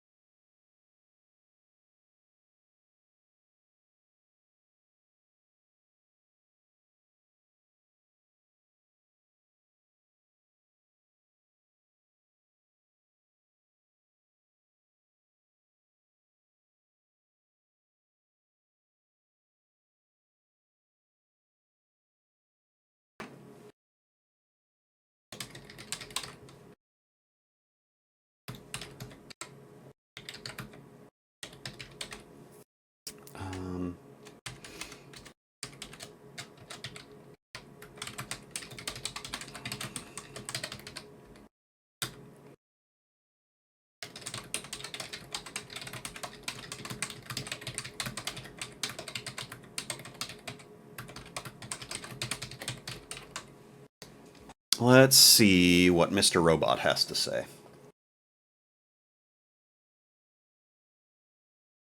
And I'm wondering if it has exactly to do with what I was just talking about. Alright, so first we make sure that it's the correct image. It is, we know that. The image is correct. Check the image alpha.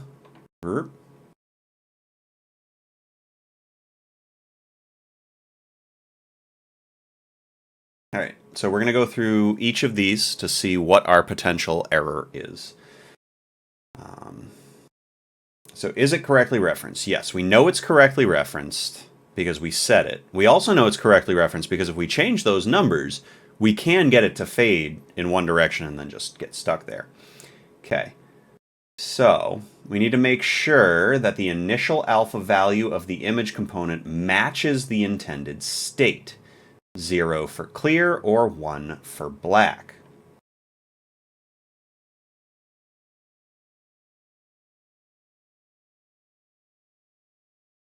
Here.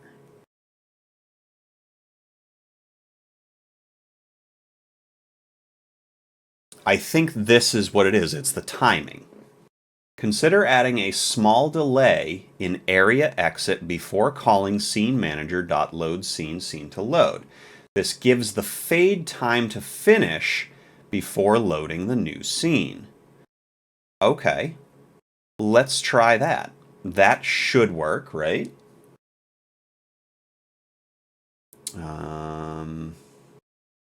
Area exit, that's where we want to play this. On trigger enter, blah, blah, blah, blah, blah, if all that's good.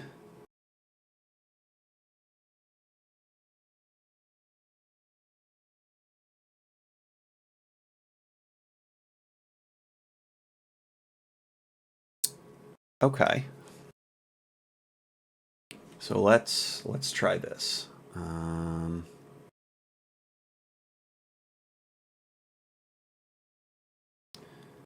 What is it? It's shift? No, it's not shift. It's alt. Yes, alt. Okay. So what we're gonna do, we're actually gonna move our fade instance outside of this.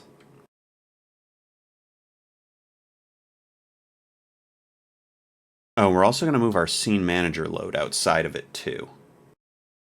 Right? Yeah. So this is going to do its thing. but we're also going to set it to start a new coroutine that we're going to write in a second here.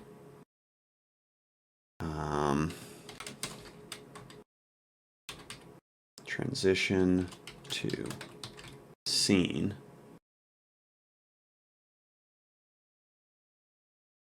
Yes. Okay. Now we're going to write this coroutine.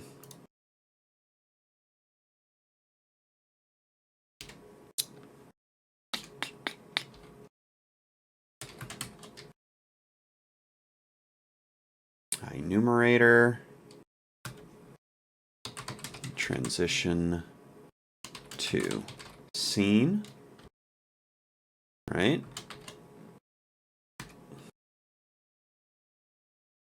Okay. Now, when this runs, our UI is going to fade. We're going to wait.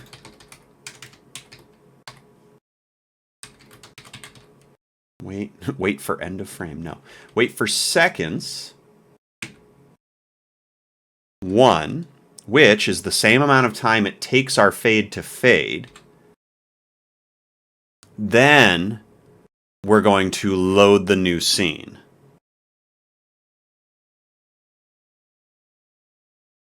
And I think being the operative word here, that we won't need to set anything for the area entrance.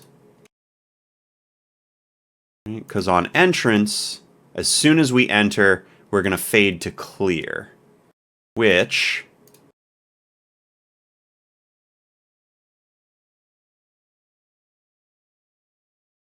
should still happen at 1F, right? Because our fade speed. So it should load, or no, we'll fade out, scene loads. On scene, we'll still have the blacked out screen. Then we take that 1 second to clear it. Right? Well, let's see.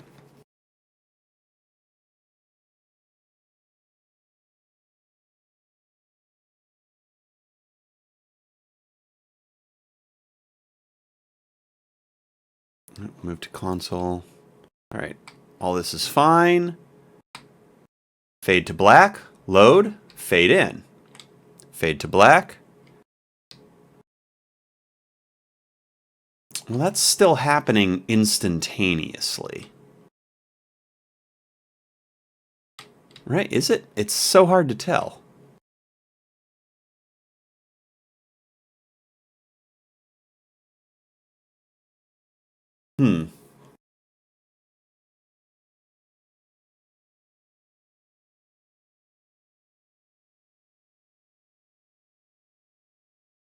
What? Yeah, it is.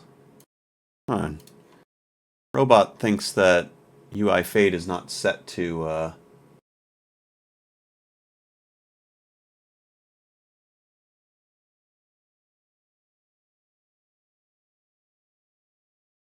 It absolutely is. What are you talking about?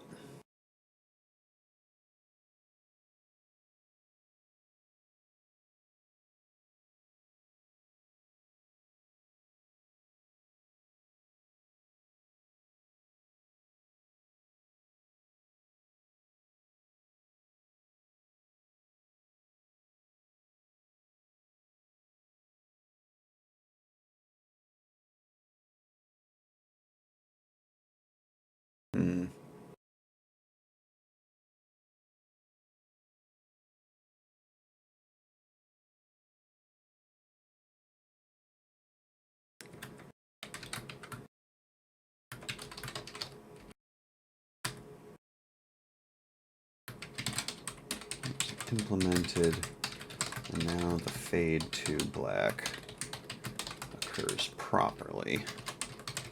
However, fade in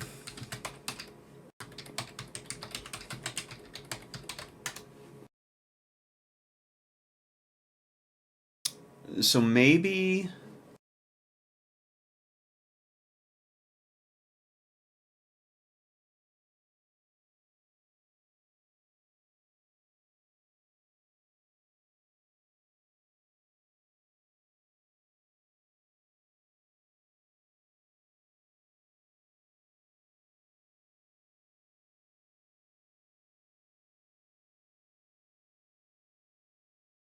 lose the ability to fade in. Okay. So maybe we can change this back. Let's try that. Nope.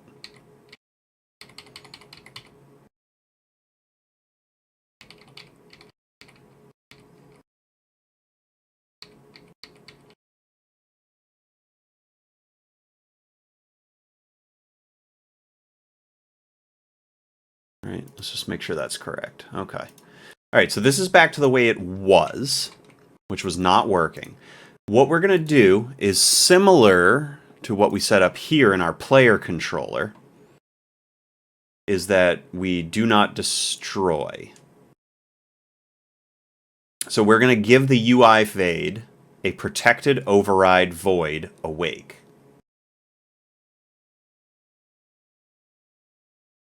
And we'll see if that works. So we'll put it here. And it will be, what? Protected. Protected. Override. Void. Awake. So base.awake. But we want don't destroy on load. Game object. Let's see if that works, because that's a much simpler solution than setting up new coroutines inside. And I think this will work. I'm like 99% sure it's going to work the way that it's intended. And I'm really hoping that not only does it work the way it's intended, but this is also the way that the lecturer intended. All right, here we go. Moment of truth. No. Nope. Nope, nope. Okay. So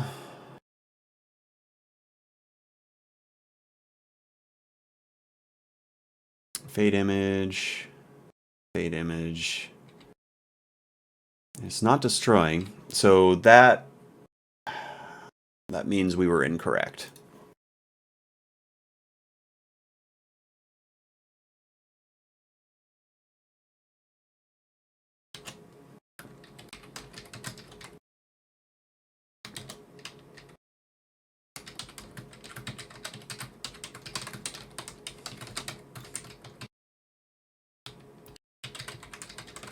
So, protected override would solve the issue instead.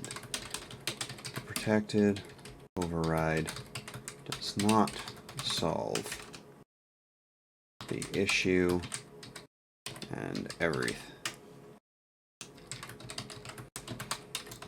is not fading. Okay.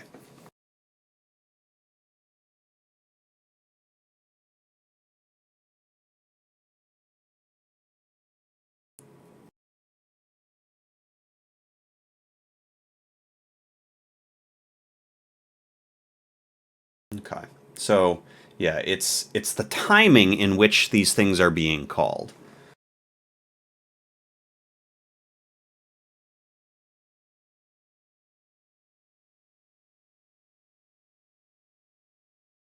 So, here's our solution. Keep don't destroy on load and use a delayed fade to clear in area entrance.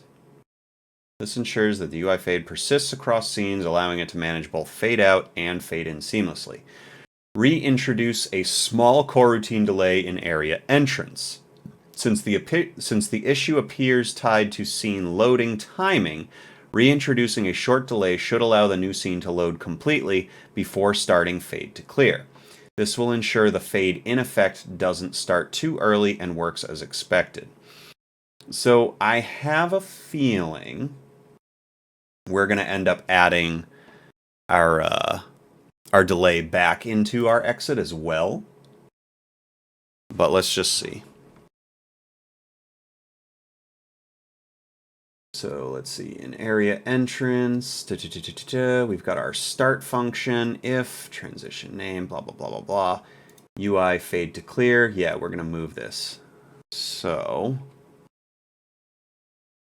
we'll move it outside of it for now, because here we're going to do start core routine.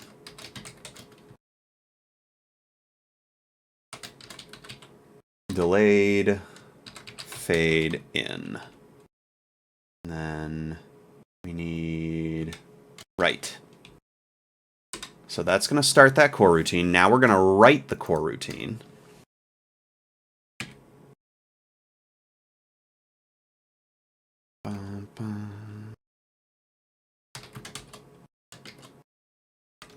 Enumerator.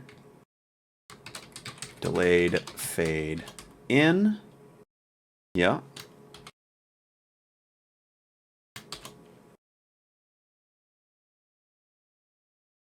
Okay. So now we've got our UI fade, but we want a yield return.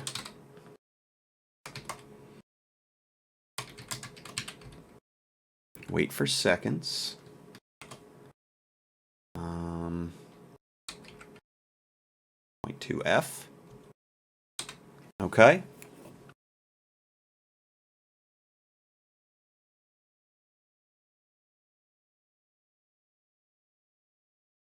So let's see if this works and if we don't need to do anything else.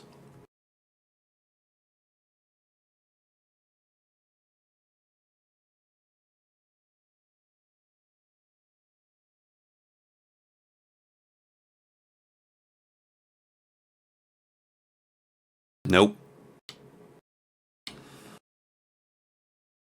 Fantastic. So we are going to need delay.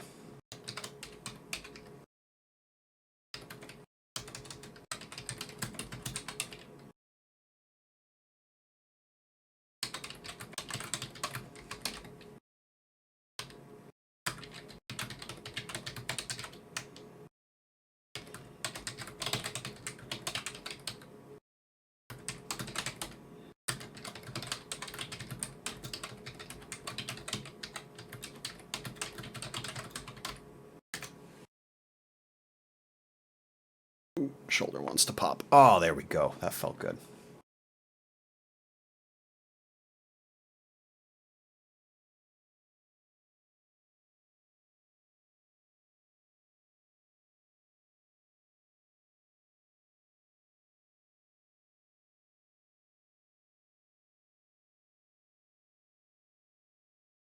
Okay.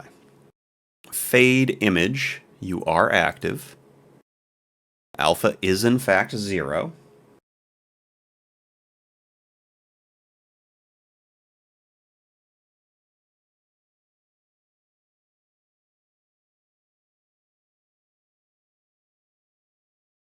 And it definitely covers the whole screen, because if I do that, then we're blacked out.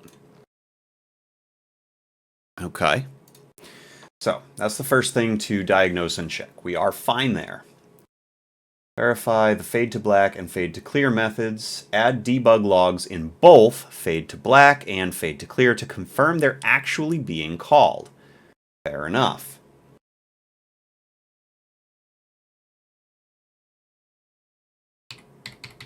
So we're going to get rid of this since, I mean, it didn't change anything, so.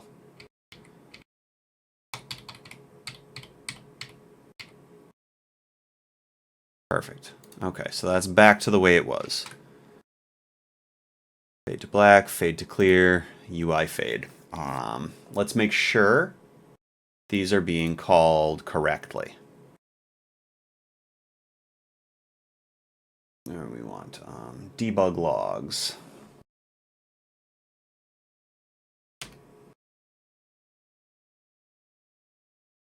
Wait. What? Hold on.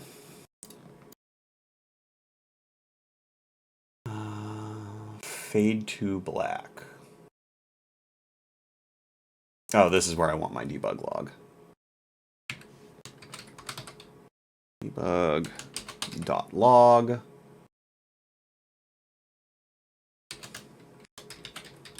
starting fade to black.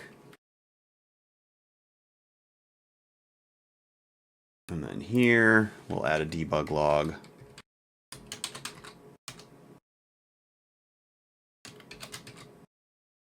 Starting fade to clear. Okay.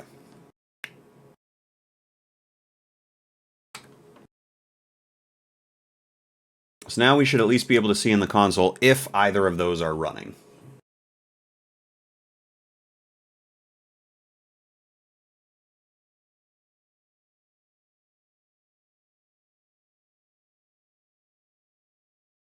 Starting fade to black, starting fade to clear. Starting fade to black, starting fade to clear. Might be happening. No. I want to figure this out without your help.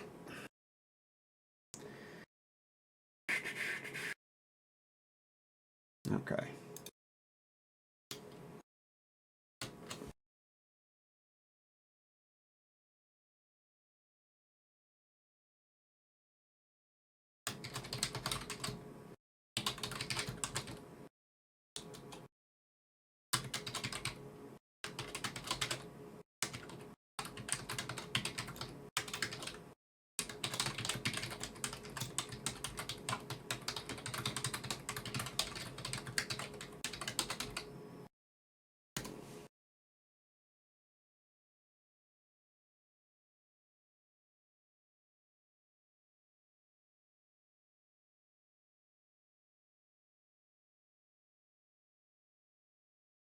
Okay. Now we're going to add another log inside of the fade routine. So inside this. And we just want to do debug.log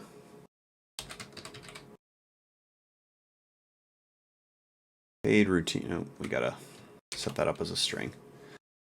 Fade routine started with target alpha plus target alpha.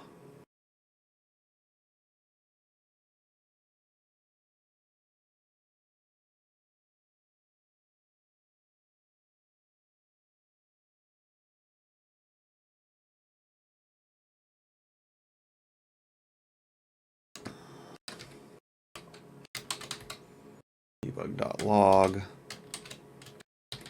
current alpha plus fade screen dot color dot a, and then one more debug log after everything's finished.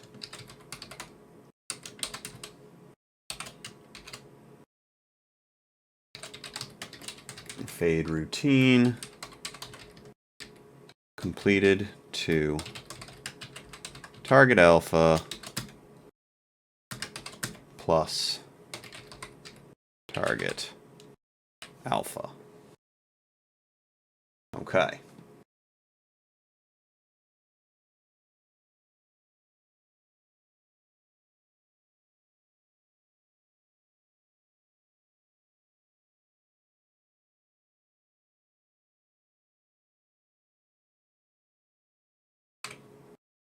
So I'm willing to bet that when we do this, everything's going to function correctly, right? It's definitely a timing issue. It's got to be a timing issue. Yeah, I mean, look at that.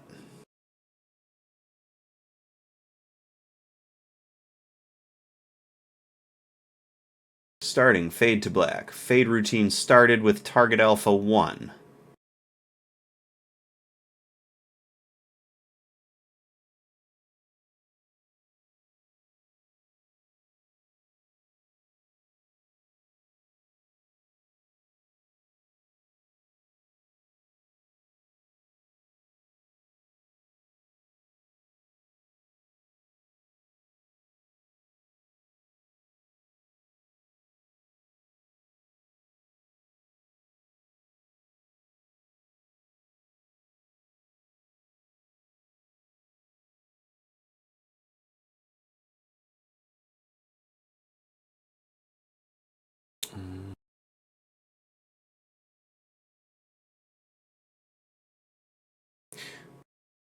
Oh, is it the... Oh my god, hold on.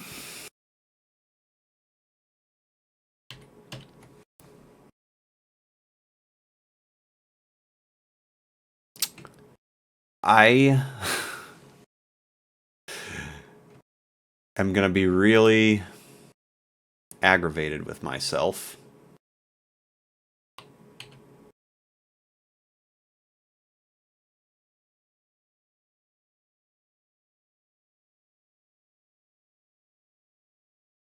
If that fixes it.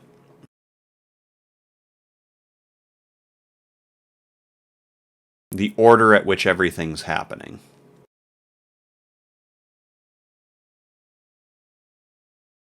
No. No, it does not. Okay.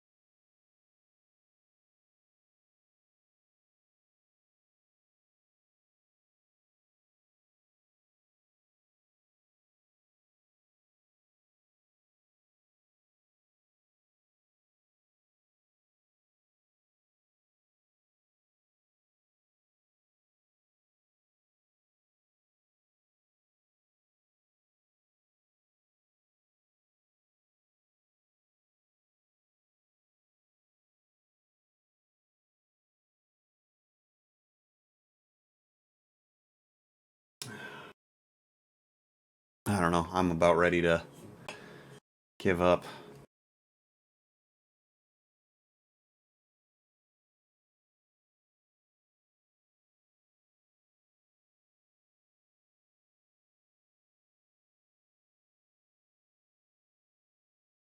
So, fade routine started with target alpha 1. We were able to get it to work with the delay.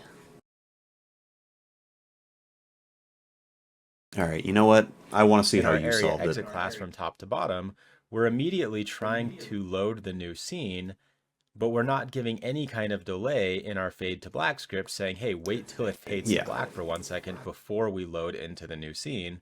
So it's just immediately firing, loading into the new scene. And then the second we get into that new scene, we cancel the coroutine with stop coroutine, and then we immediately start fading to clear. So it never gets a chance to fade to black. So I think the best way to address that is with another coroutine. Let's go ahead and call it private, So i.e. enumerator. literally the way we gonna call initially mine were trying to load solve the problem. I'm scene so routine. aggravated. Ugh. Well, whatever. I guess the takeaway here is that we were on the right track initially, and then we kind of derailed ourselves by then checking to see if maybe there was an easier way or a less, I don't know, less cumbersome way to get the same exact result. Holy crumboli. I thought we were going to finish this section today, but we absolutely just used a whole bunch of time on that. I think what I need to start doing is I need to give myself like a, I don't know, 10-minute maximum. We'll start a timer whenever we have a problem that we're trying to solve, and if I can't solve it by then, just move on. Because I don't know if this is necessarily always productive to just keep hammering away at the problem until I get it. Although, I mean, you know, part of me much prefers that way because I'm very stubborn. Load scene routine. All right. And I think now is a great time for your challenge. Use wait 4 seconds or a while loop inside of our load scene routine to give a 1 second delay before we load into the new scene. What? Isn't that what I was doing?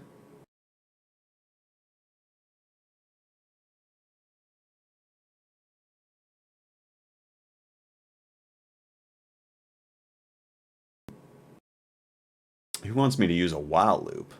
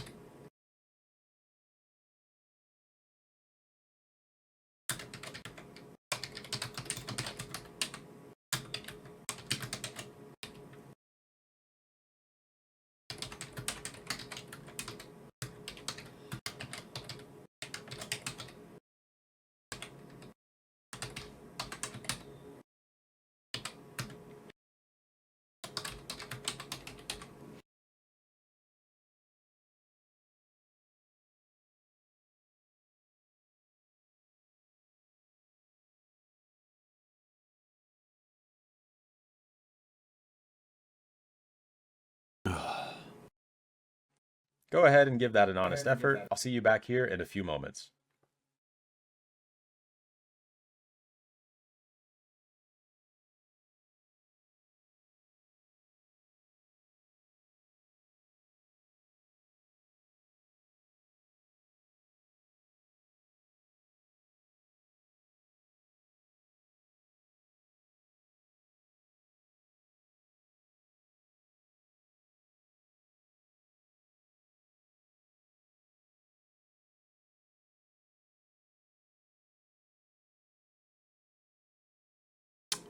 Simple.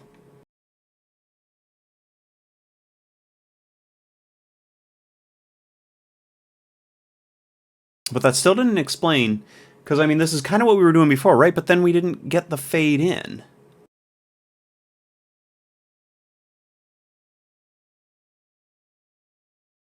Fade to clear.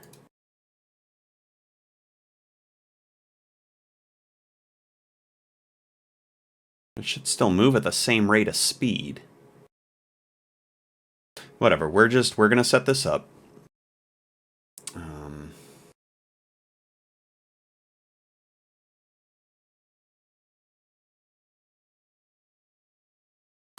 While mathf dot approximately UI fade dot instance dot fade screen dot color dot a 1f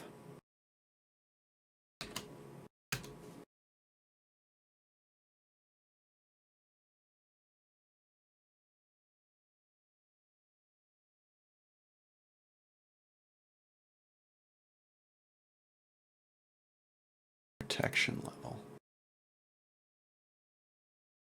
Oh, this.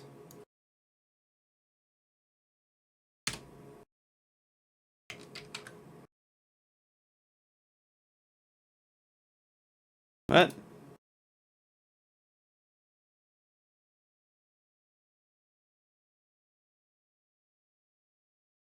Why? Oh, never mind. Oh my god, I'm such a dingus. We can leave that. We don't need to get rid of that. It's because we haven't set up this yet.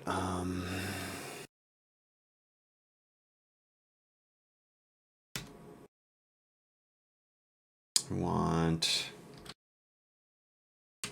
yield return null.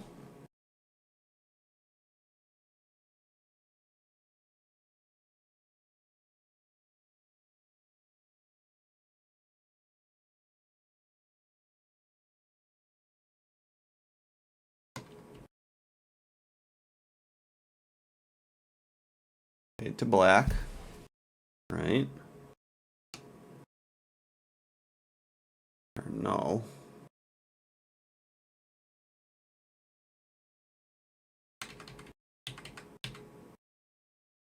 Right? Yeah. But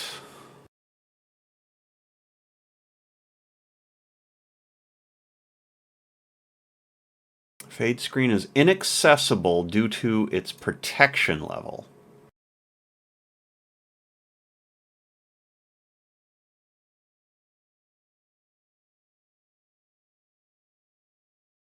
So that should fix it.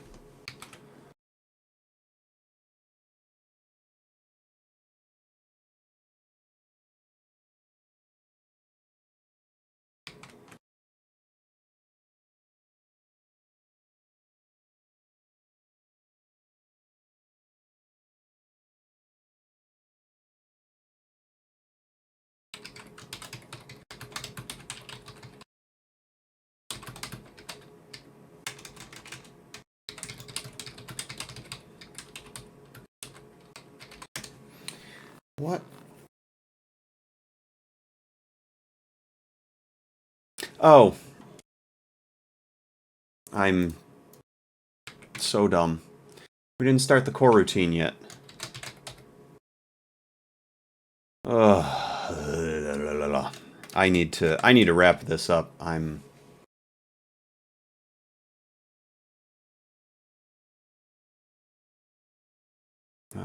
start core routine, load scene routine.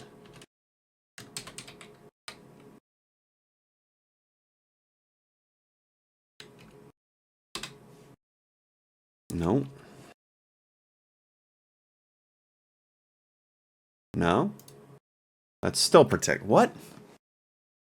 What the frick did I do?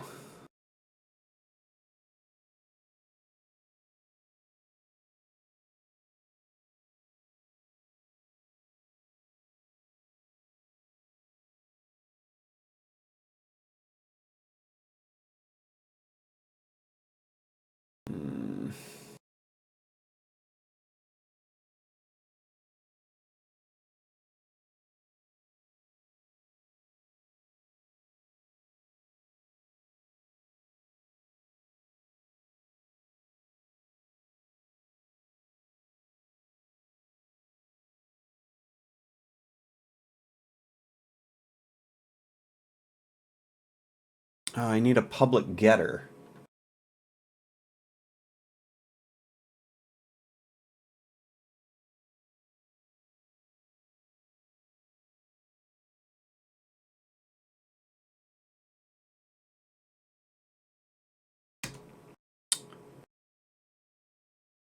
So, how did I set that up in other things?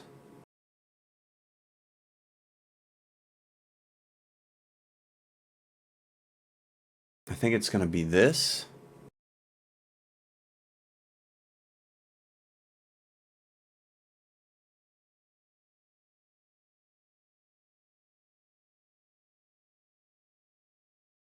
All right. You know what? Welcome back. Let's go ahead and my brain start is with a private float up just top hurting. that I'm just going to call wait to load time.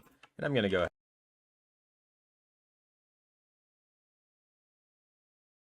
All right, so this is in our area exit. We're going to add a new float, which this kind of makes sense. You know, I was feeling really good about all the work I had been doing today until I got to this segment. As declared in the challenge.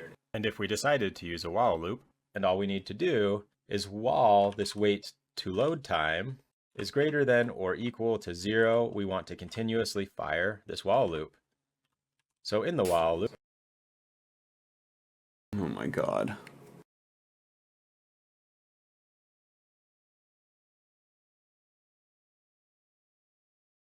wait to load time.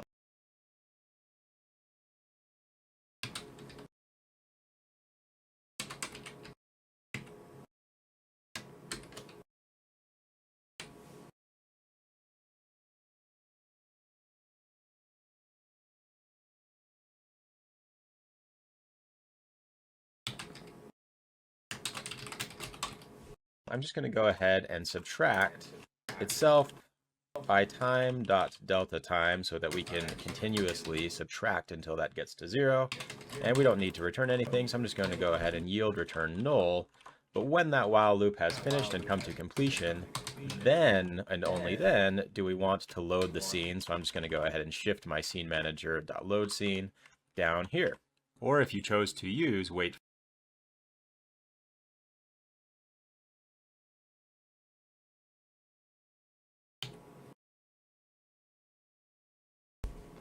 for seconds, I'll just go ahead and comment that out to give you an example. All you would have needed to do is say yield return new wait for seconds, and then pass through our wait to load time as the parameter, and you should get the same effect.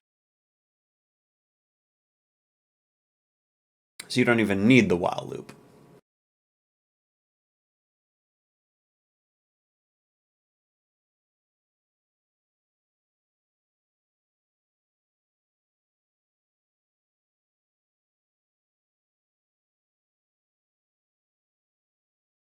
So, but for the sake of this video, I'll go ahead and be fancy schmancy and just use the while loop and keep that there. Either is totally fine. All right, I think that looks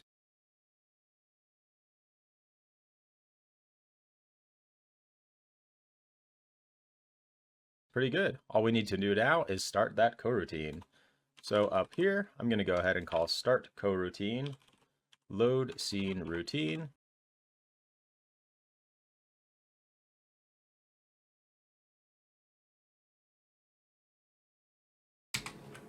Well, don't need to protect it. Yep, that looks about right. I'm going to go ahead and clean that line up and get back into Unity and give it a shot.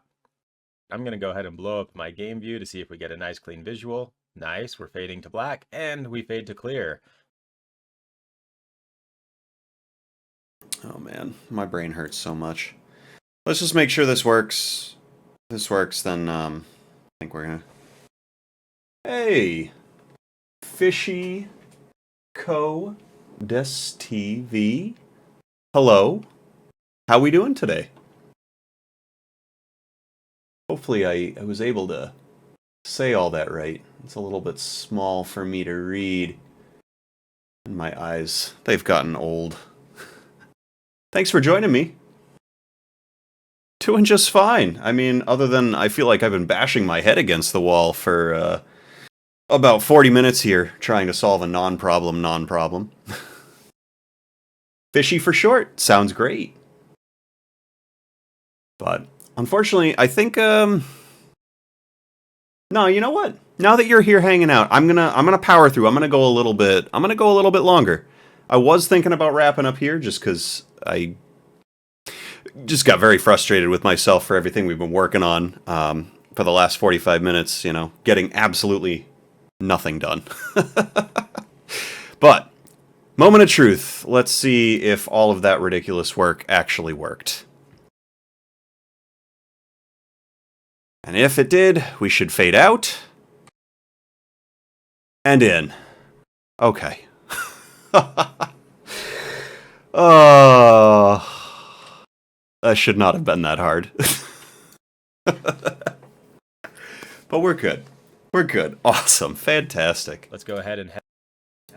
So, Fishy, it sounds like maybe you've got a channel. Do you stream? Do you stream your coding that you do? Something I could check out?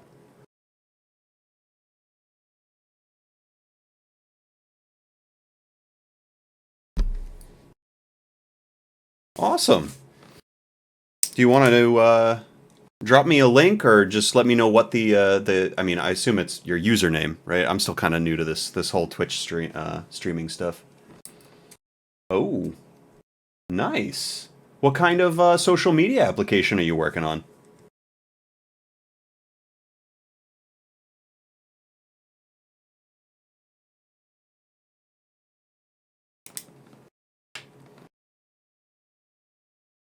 Oh, hey, thank you for the follow. I appreciate that.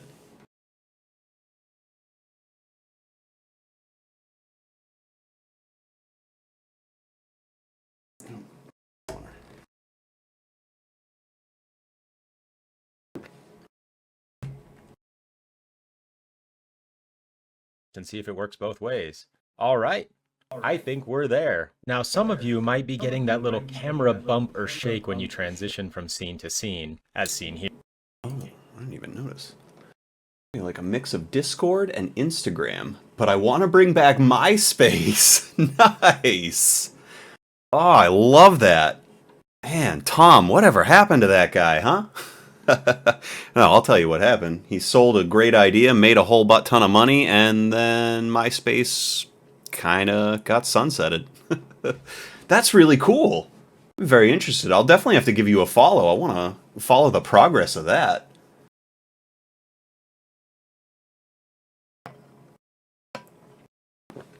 Oh. All right. I want to see real quick if we're getting a camera bump. I didn't think there was a camera bump, but I also wasn't paying attention. No, it's not a camera bump. I think it's the parallax setting in is what it is. Maybe? This one loaded fine.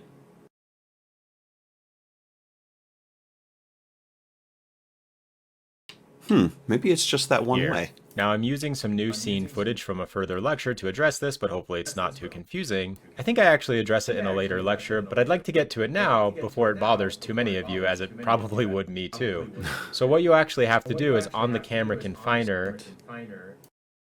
Oh, something actually in the camera confiner. But let's check that out. In the Polygon Collider 2D and in points over here on the right, you can see that the camera confiner is not actually a perfect rectangle. These little discrepancies in the camera confiner can lead to that little jump in the camera. So all you need to do is just make sure that you have a perfect rectangle. The way that I like to do that is just copy paste these two values So that's pretty easy, right? in both of the correct sides so everything is perfectly parallel and perpendicular to one another. So I'm going to copy this and paste it here, copy this, paste it here, and copy this. Okay. All right. Oh, cool. So that's actually a pretty easy way to fix that bump. Yeah, you can see there's just some very slight discrepancies on that when we were setting up the polygon. Totally makes sense. Okay. Boom. Wait. That'll... Well, let's see what happens. What? Thought I only had 4 points. Well, we're about to see. This should fix it. I mean, yeah, but that's not what we're going for. That's gonna confine our camera. Okay. Let's see. We need to fix that. So let's do this. Oh wait. No, is it? That's... Alright, I messed something up there. Let's undo. Okay, we've got our corners. So what did I mess up? Which one is this? Thought I just got a flash on the screen. No? Oh, you know what? It's probably... Oh.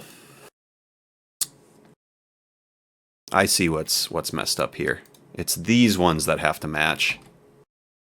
Yeah, that didn't change anything there. Perfect. Okay. Wow. And then, yeah, these are supposed to be the same. Okay, okay.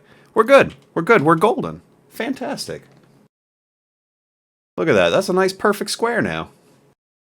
So then, in theory, no more camera bump.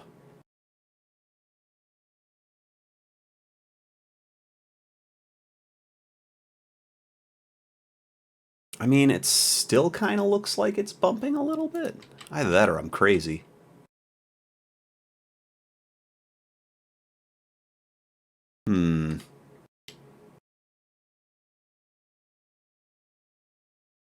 Let me look at that again. Points. I mean, that's all set. So maybe I just wasn't getting any camera bump to begin with, and maybe it's probably the parallax that's messing with my eyes. You know what? So let's test this. Let's turn our canopy off. We'll do that for both scenes, just so that way we can check this out.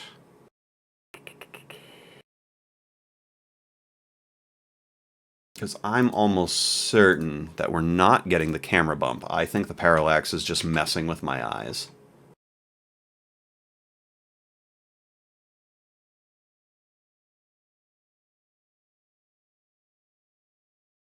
All right, and okay, yeah, no, it's the parallax effect that's messing with me. There's no camera bump. This is clean. So I wonder. You know, I didn't notice it until he even said anything. So maybe it's not a big deal. Let's turn that back on now.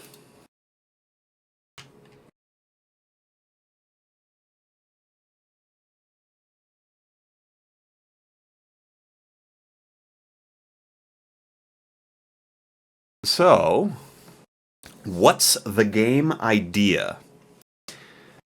Basically, what I've got my heart set on, my mind set on, is I want to bring in some elements of the classic Link to the Past.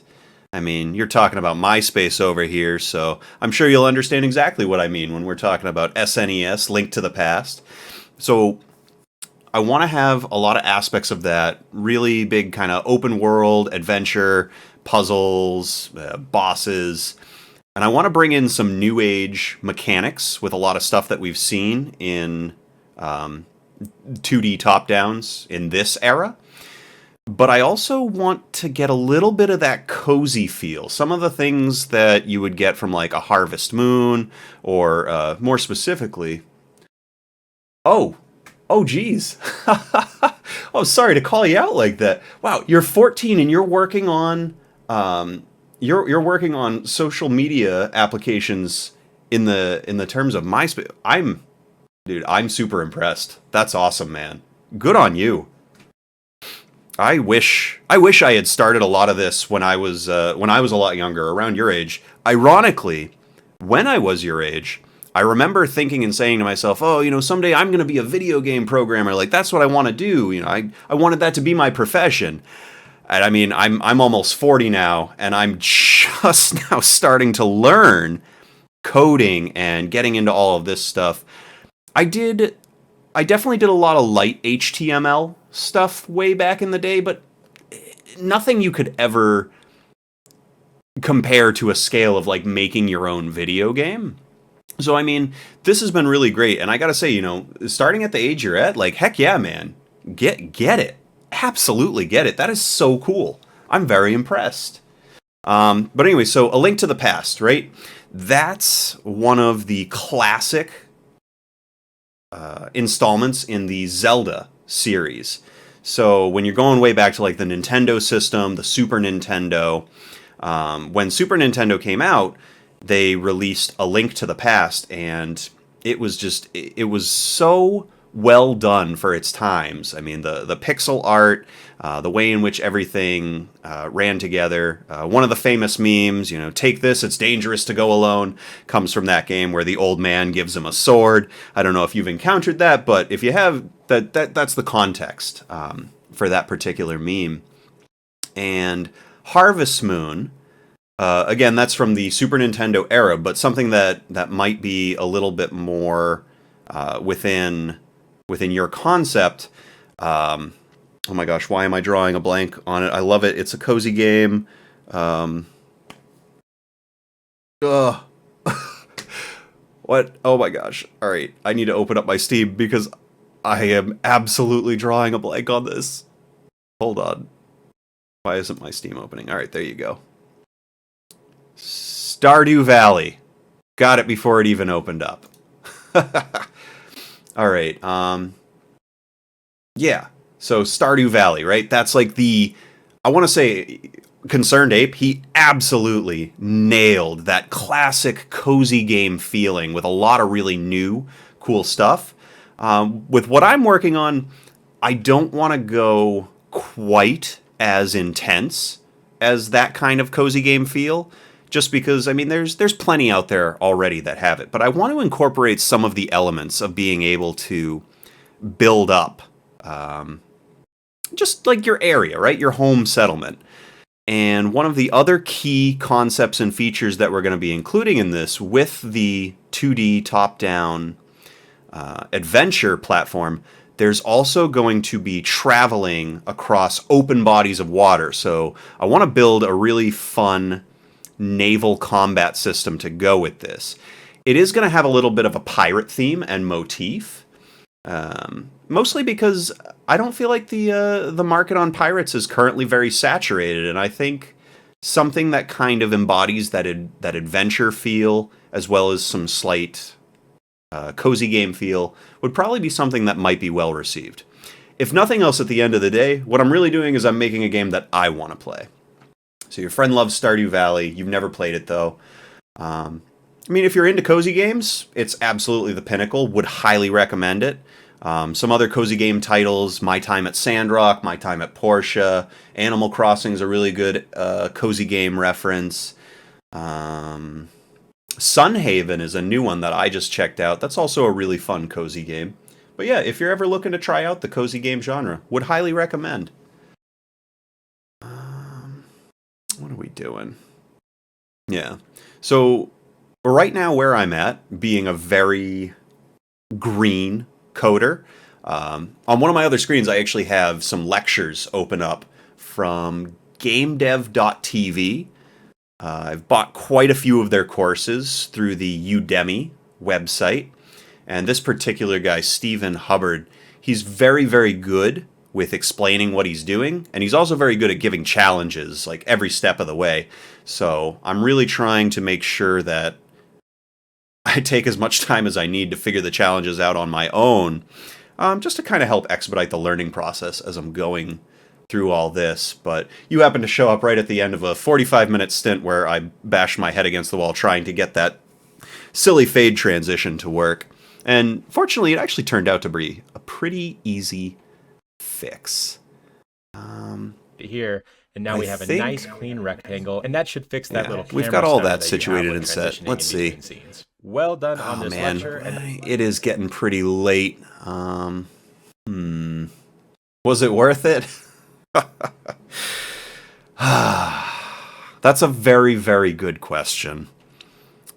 The stubborn side of me says yes. Yes, it was absolutely worth it. But then the practical side of me thinks I really should set a timer for myself for these challenges so that once the timer's up, I say, okay, I'm done beating my head against the wall. Show me how you did it, and we'll compare notes. So, unironically, I think that is something that I am going to implement moving forward. I'm going to give myself like 10, 15 minutes per challenge, set a timer, try and figure it out to the best of my ability, and if I can't get it, we'll just move on, right? Because that at least will help keep moving me forward. And I mean, as much as I love beating my head against the wall for problem solving, it's just not the best use of my time. It really isn't. But I think I am going to wrap up here. I've got to grab some lunch, and then I have to get back to my day job. But Fishy, I just wanted to say thank you so much for hanging out with me today. This has been fun. I've had a lot of fun, having a little interaction with you. Definitely going to check out your page, give you a follow after this because what you're working on sounds so cool. And being an elder millennial, I gotta say the MySpace reference, absolutely. Wait, guys, want to try my social media before you go? Oh, do you have a demo already up? Oh, heck yeah, man. Where can we find that?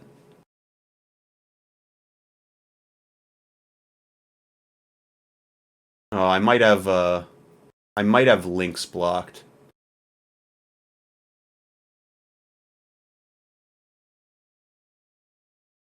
Can you DM it to me?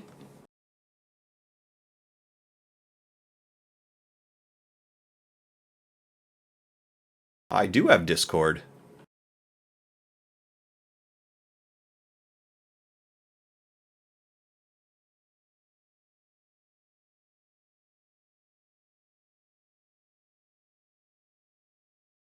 Where are we going?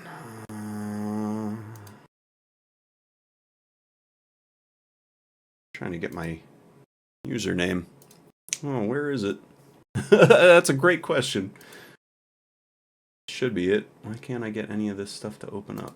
Edit profile? No. Streamer mode enabled. Oh, because I'm currently streaming? Is that what's going on here? Usernames have been truncated. Oh, I understand what it's doing. Okay. Here we go. Alright, yeah. So you should be able to reach me. Where? It should just be dark, lowercase I, lowercase I.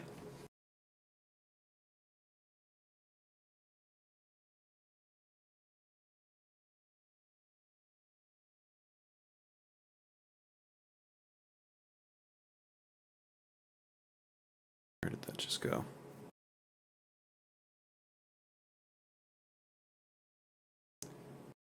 Oh, there it is. Jeez almighty. Too much technology. Ending. Fishy, there you are. We're now friends, buddy. Direct messages.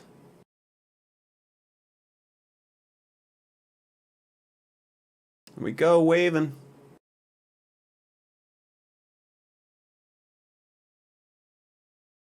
Snapgram. Ooh. All right, let's see. You said what do we have to hit? Just click back to site.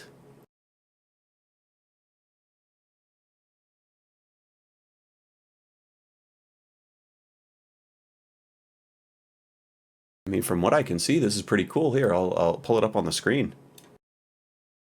It doesn't look like it's giving me an error. It looks like we can just see all this, right? Create a new account, all this cool stuff. Nice, man. This looks awesome. Really, really cool. I like it. It's clean, super clean.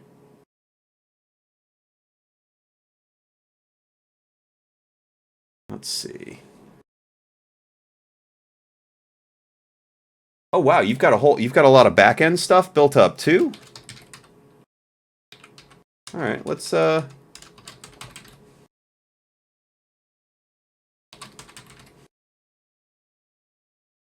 we'll use I'm gonna move this up here for a second.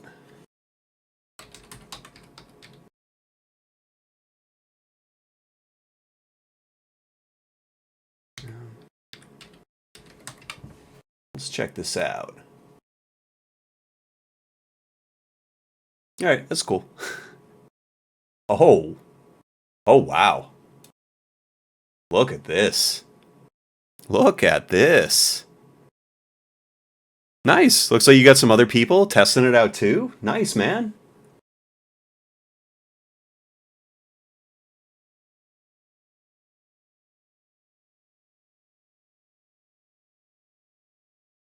Wow.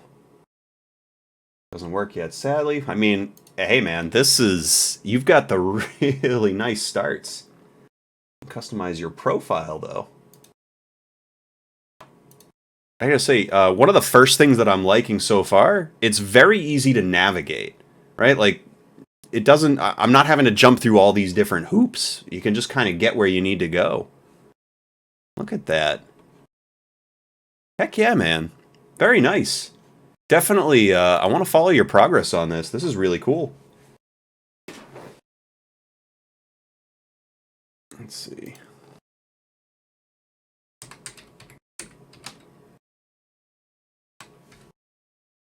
I'm going to give you a follow right now.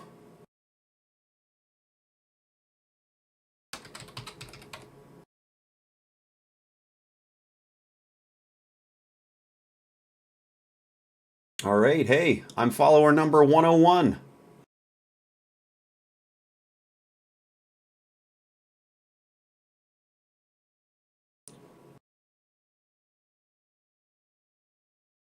No problem, man. Thank you for the follow too. Really appreciate it. This is really cool. Do you have a schedule up for where when you stream, or is it just kind of random right now? Just want to know because I want to be able to check one out from time to time.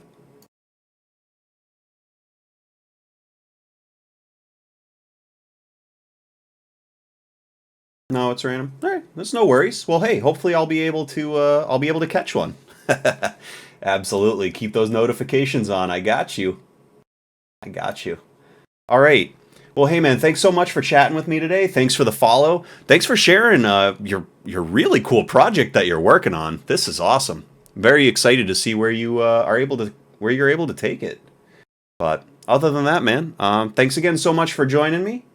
And hopefully I will actually have a Discord channel for all of this sometime in the near future. So yeah, stay tuned, man.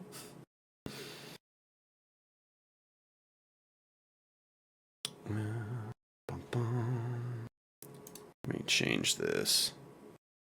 There we go. Look at that. All right, take it easy, man. You have yourself a wonderful day. That's it for today, ladies and gentlemen. This has been Grimlight Games with our game dev stream. Remember to check us out on Wednesdays as we go through the motions of learning this fun, fascinating field. Till next time.